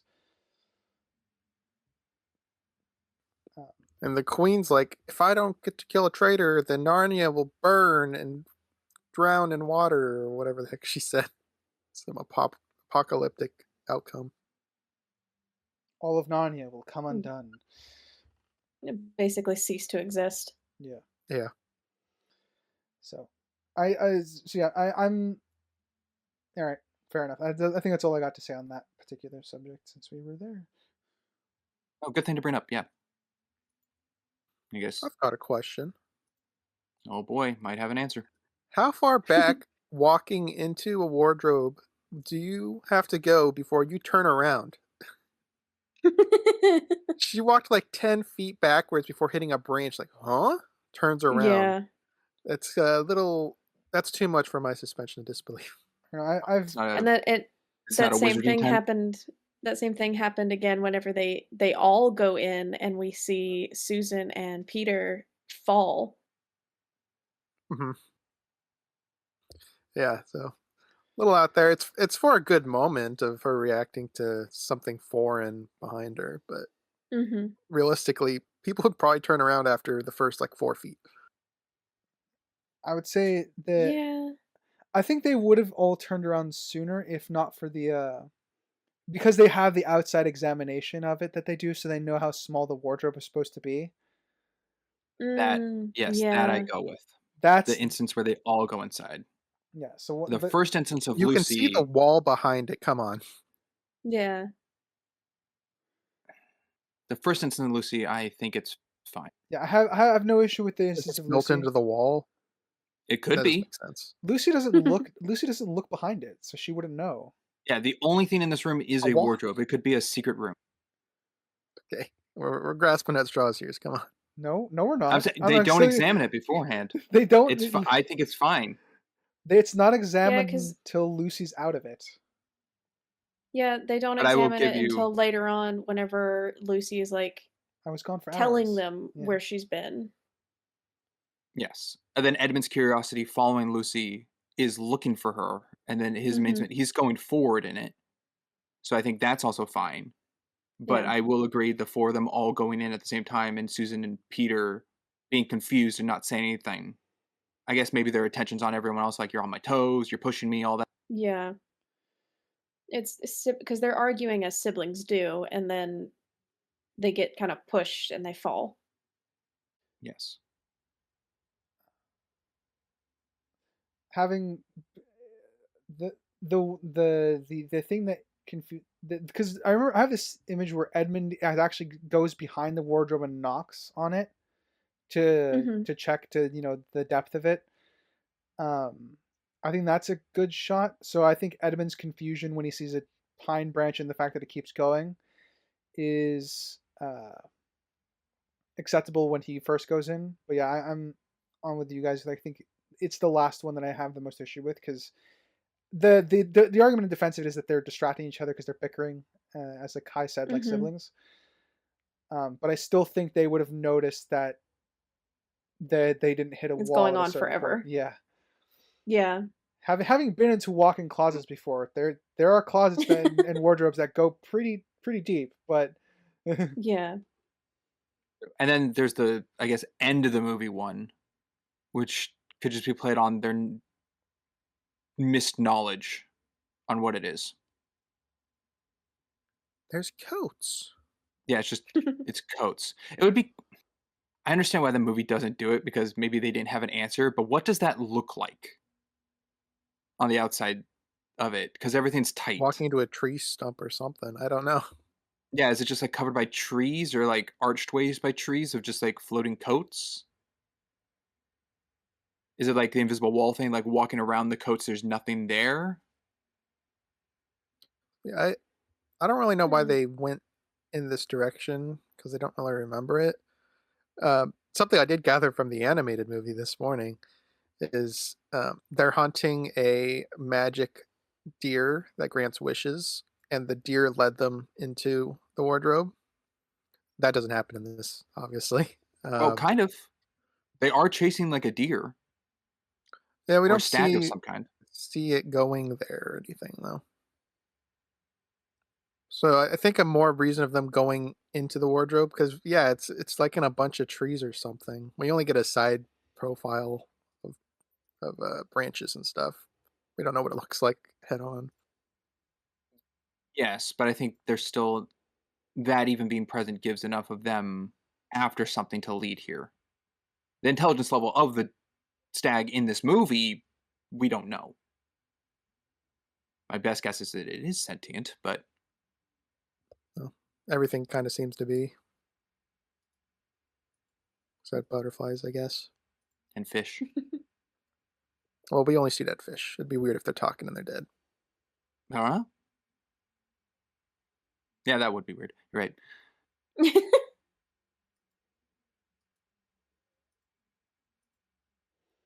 All right. I'm running low. Yeah. Okay. As everyone else is looking. I think I hit all my major beats, so I'm good to yeah. Okay, and Kai, how are your questions looking? I am good. Okay, I guess I have one last one. And then we'll go into summaries rating. My last one is, who is your favorite and least favorite character in the movie? Oh, it's a classic. Ooh. That's a recap structure. I figured got to go with a classic question.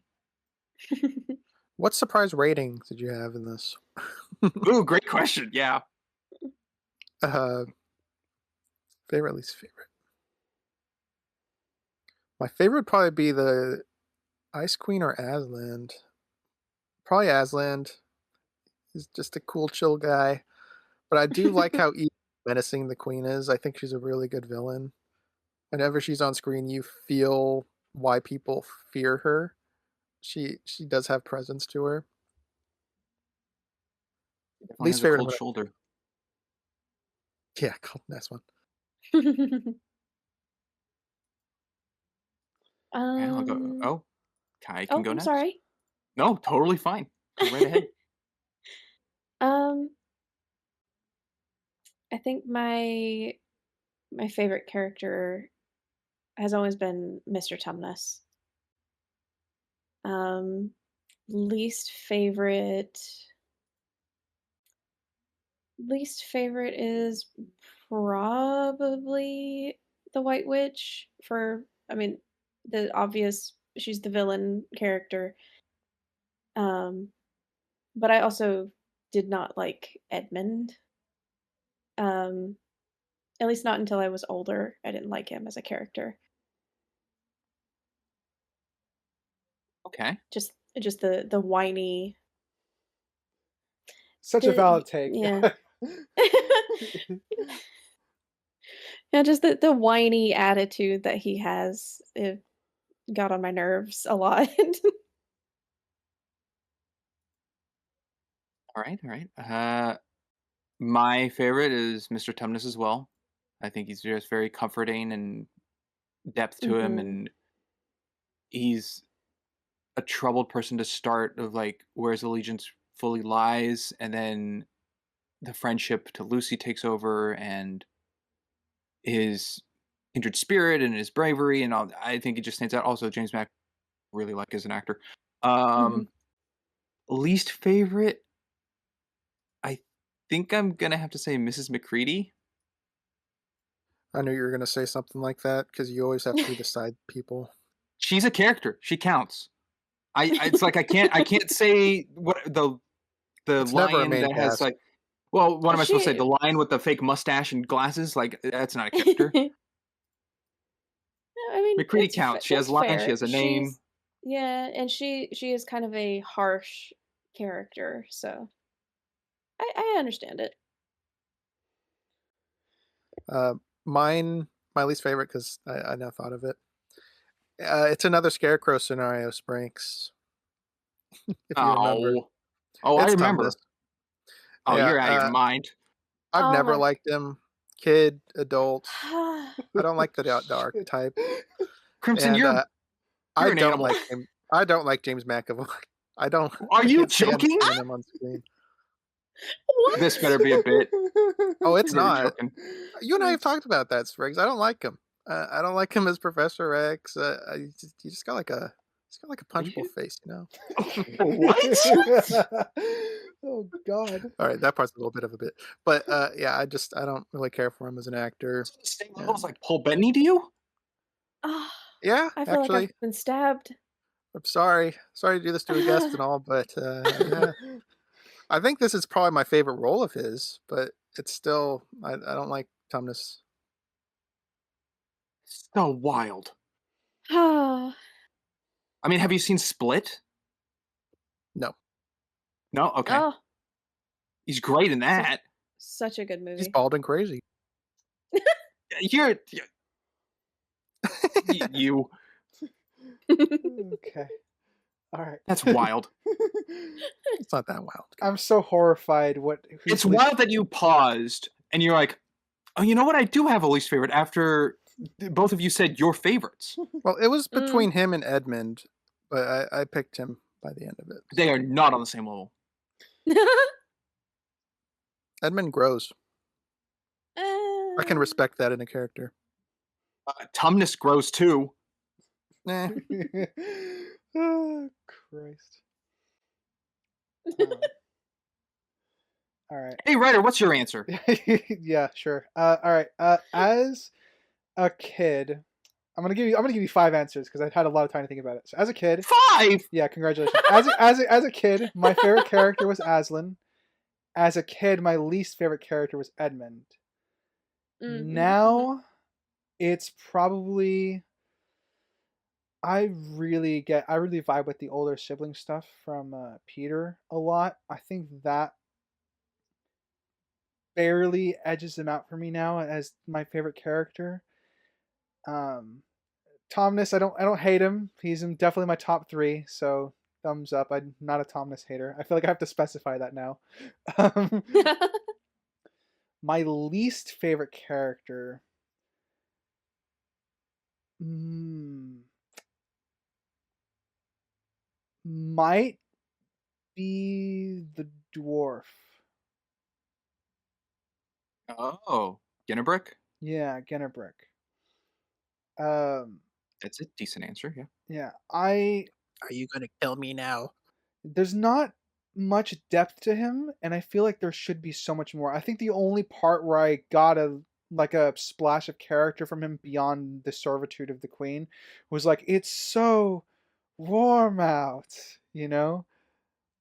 And then the queen just looks at him like Mm. he's about to die, and I get that. So I think I think would want in a rewrite of this movie. I think Gennebrick would need some tweaking to feel like a more important character because he is the person that drives the Queen of Narnia around. So You're very right. I He feel feels like the architect of like Gaston and LeFou, but he is not holding his weight yeah. as the bad guy like Mm, sidekick. Yeah. Or He like mhm. Jafar and Iago kind of thing. Like he's not on par, yeah. yeah, he shows up to get shot by Susan to give Susan something to do in the film. That's feels like the only reason he's here. Yeah. So Yeah. I feel like Gennebrick's gonna be my pick.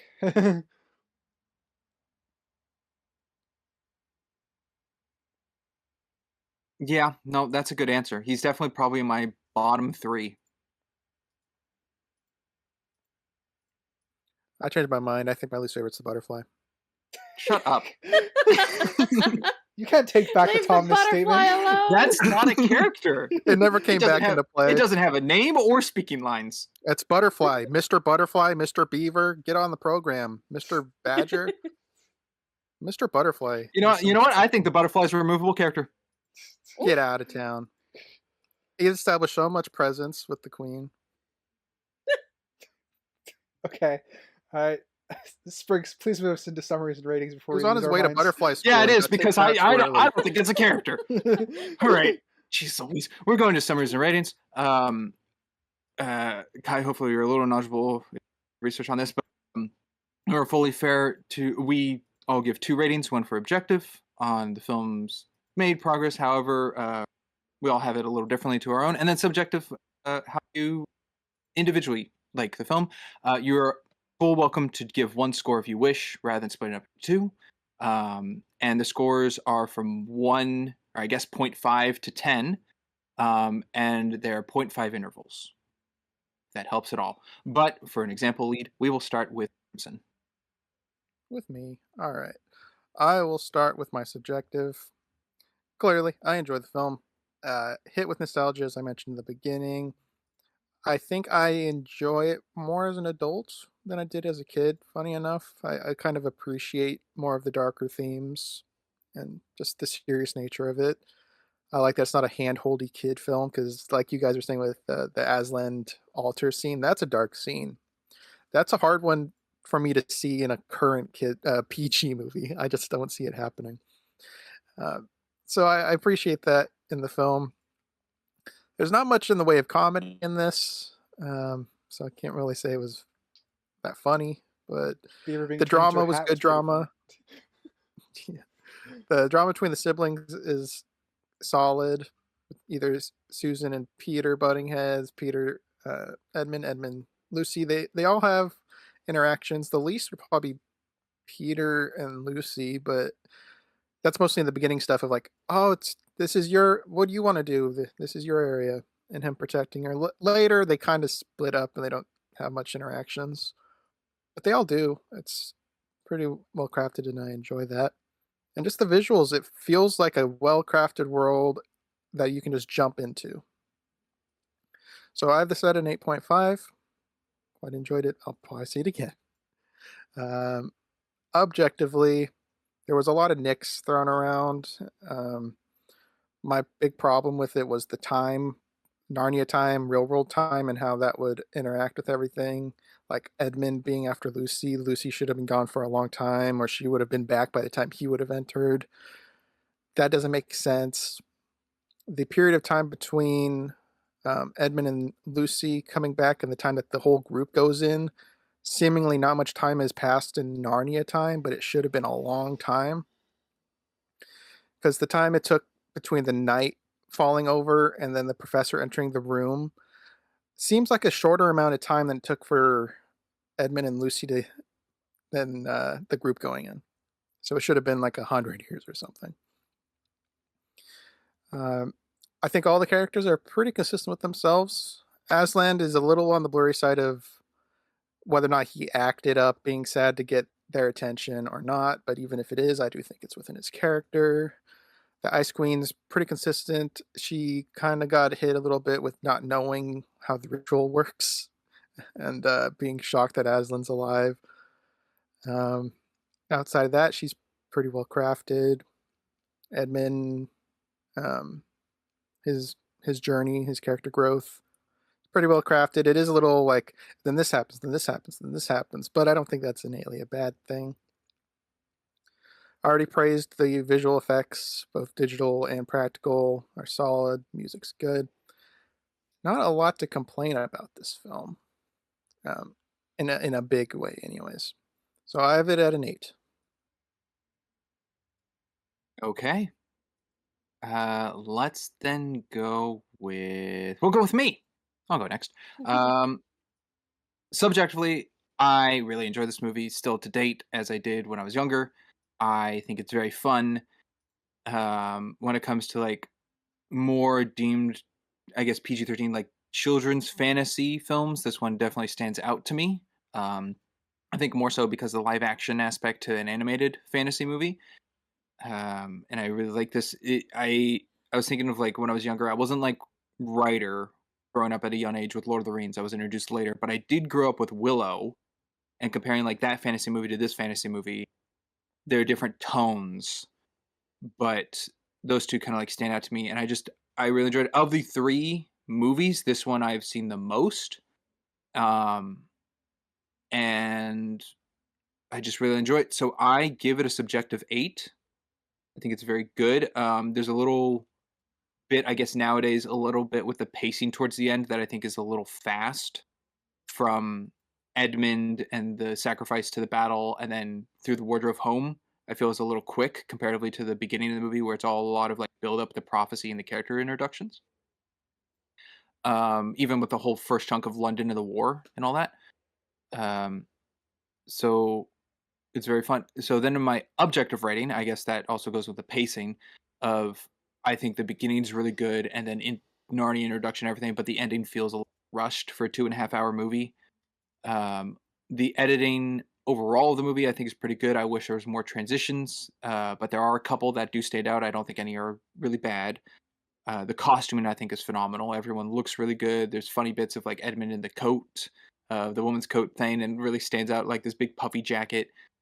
Um, and then like the armor looks good, and the creatures designs I think all look good. I still don't know what half of them are. I don't know what the little like ankle sword things that take out the rhinos are. I don't know what that They're naked mole rat pig thing yeah, they're is.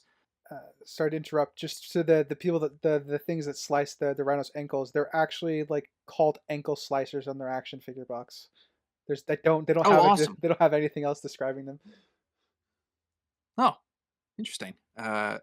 Yeah, stuff like that I didn't know, but that's fine. Like it doesn't all have to be full known fictional things. It makes Narnia even that much more fantasy. I mean, just having like gorillas and cheetahs and snow tigers, and then the minotaurs and centaurs, and then things that are like even created for it, possibly.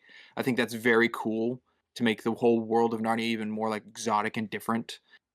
I think the designs of like the beaver's home is really cool. I think Mr. Tumnus's house is really cool. The Ice Witch's castle, even the camp, like the way the banners and the tents and the colors and everything. I think it's very well made in that aspect. The green screen I do think is very dated, but the CGI I think is of the time where CGI looked very good. The beavers look really good. Some of the wolves I think is the most cartoony look when it comes to CGI. Aslan looks great. One of my favorite details in it is when Peter and Aslan are overlooking the camp and the wind in Peter's hair is like blowing.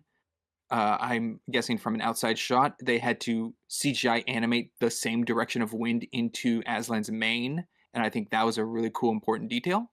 Um, I like the world building in Narnia and in the real world.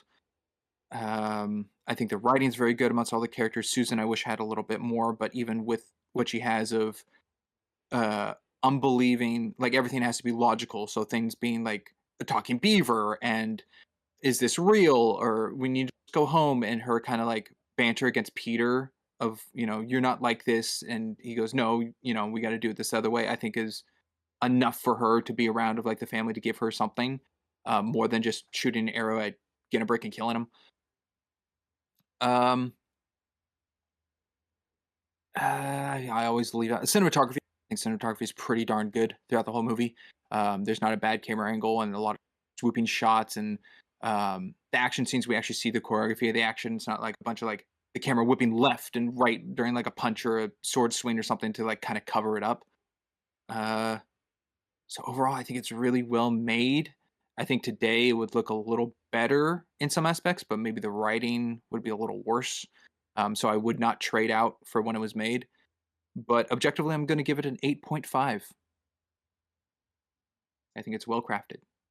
But I do fully agree with Crimson. The whole time thing difference is a big kind of flaw that they try to establish that break. So with that, let's go to Kai next. Ooh, okay. I probably won't go into as much detail. It's totally fine. Um, I think overall I would probably, being as I said earlier on that it was one of my favorite movies, I'll probably give it like a 9.5. Um, just as an overall rating because it is one of my favorites. Okay. Of the three movies, is this one your favorite? Yes. This is the one that I go back and rewatch more than any of the others. Being one of your favorites, would this be a top 10 movie, a top 5 movie? Um, I'd probably say a top 10. All right. Oh, interesting. Okay. Like I know a bit about you kind of what you like. So would you take the first Narnia over the first Lord of the Rings? Oh, oh, You gonna put her how on the dare spot like you? that? I'm just trying to get a little more field here.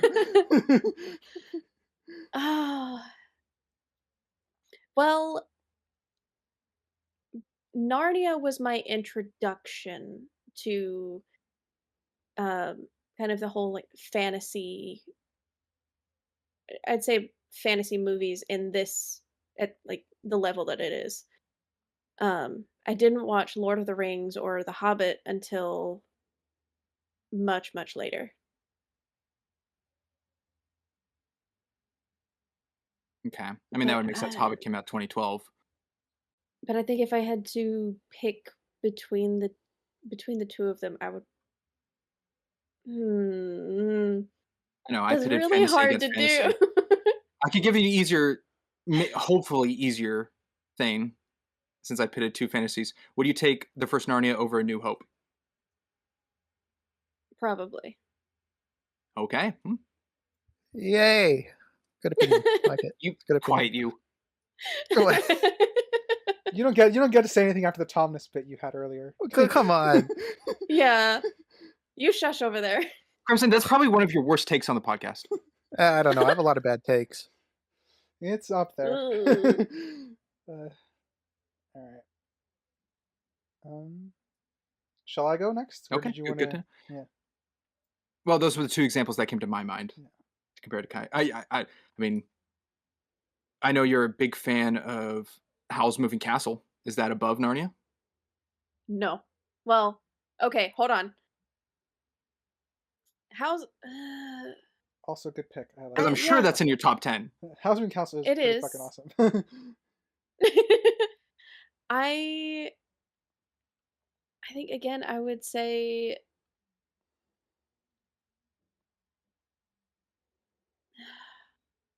I would probably still say that Narnia is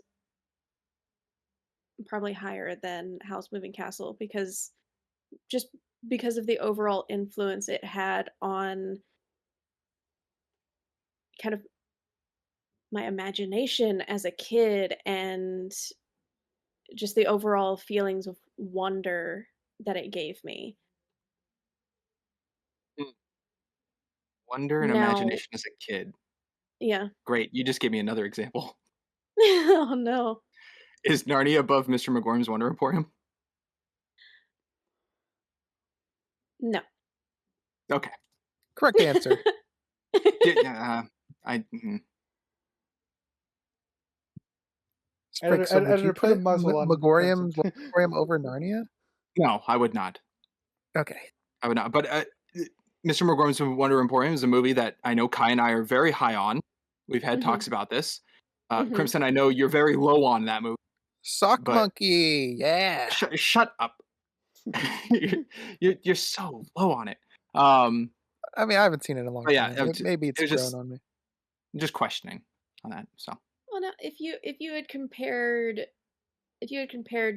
Narnia to Kiki's Delivery Service, I would have said Kiki rates higher than Narnia for me. oh, Also a good pick. Is Kiki Kiki your Services. favorite Studio Ghibli? Ghibli? Yes. Ghibli? Ghibli. Okay. Doing a lot of good fantasy films okay. out there. Yeah. The only one of those I haven't seen is the Wonder Emporium one. Who knows? Maybe Oh we'll get to boy. it. I know. No, that is I a know. cat in the hat situation. I know that I heard the silence there. Oh Christ. man, that is an opposite cat in the hat situation. Kai, I'm sorry you don't understand. Cat in the Hat is the Mike Myers movie. Mhm. I am very low on that movie. I think it's really bad. Crimson's very high on that movie, and we reviewed it, and Ryder was pretty much in the middle for it. It seems Mr. McGorm is now the opposite, where I'm very high on it, Crimson's really low on it. Look forward to whenever we I cover that, I guess. I if you need me as a kind of tiebreaker, I'm with Sprinks on Cat in the Hat. It's not the best. Yeah. Woo! I'm sorry. Boo. Boo. Look, Dr. Seuss adaptations, The Grinch is so much higher on a pedestal than Cat in the Hat. Yes, agreed. And that's funnier. Nope. Okay. Alright, you lost me, Crimson. What, seeing Jim Carrey go, "Rarf, arf," that's funnier? Absolutely, because it's Jim Carrey. Kids today, Or even the desensitized echo, by like, movies and TV. "You're an idiot." Oh, that's a great. I'm eating glass because I'm bored.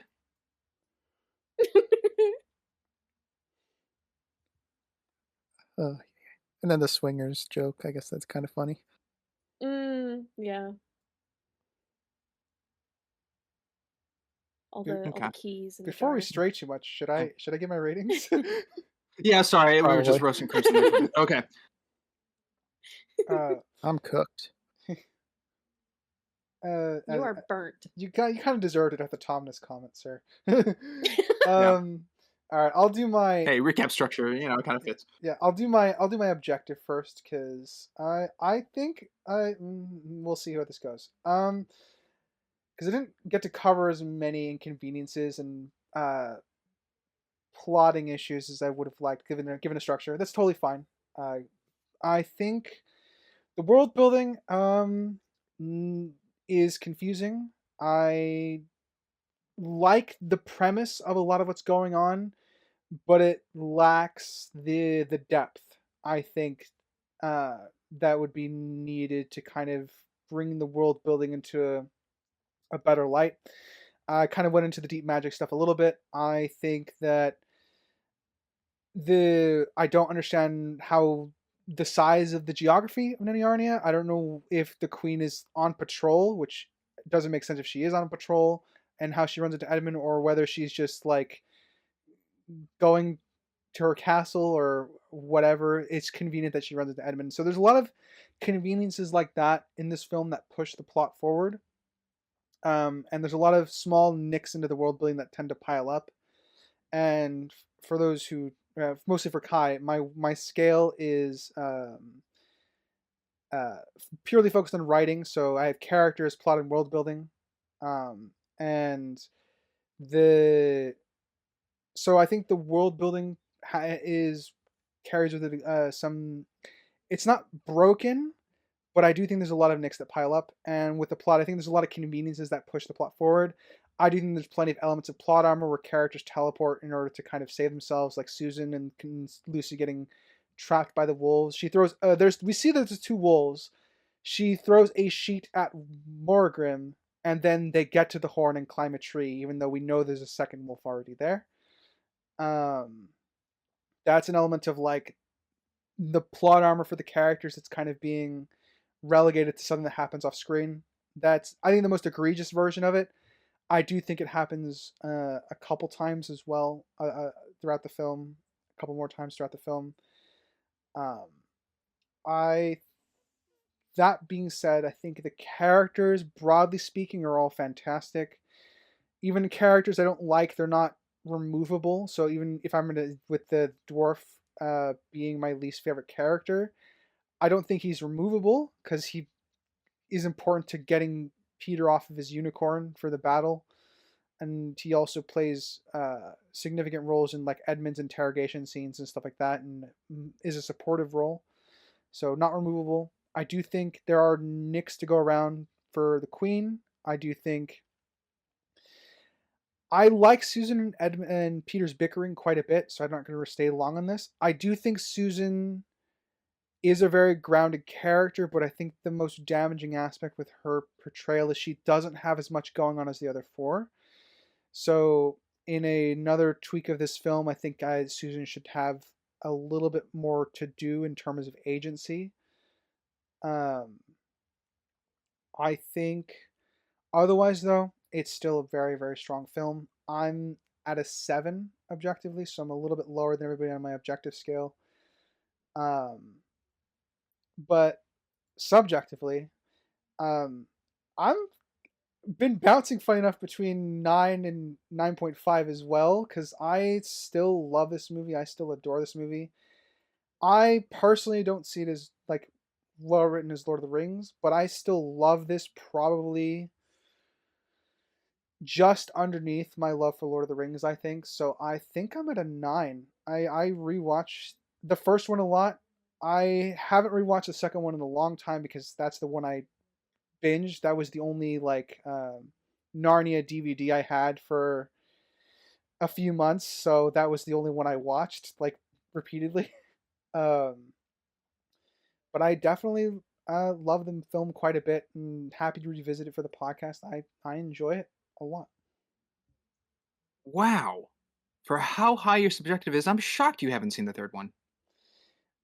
Yeah. So to be honest, so am I. I just wasn't interested in it. I guess I Prince Caspian's, spoilers, is probably around that as well. But I just never, Voyage of the Dawn Treader just never came across my desk, or I never saw a trailer for it.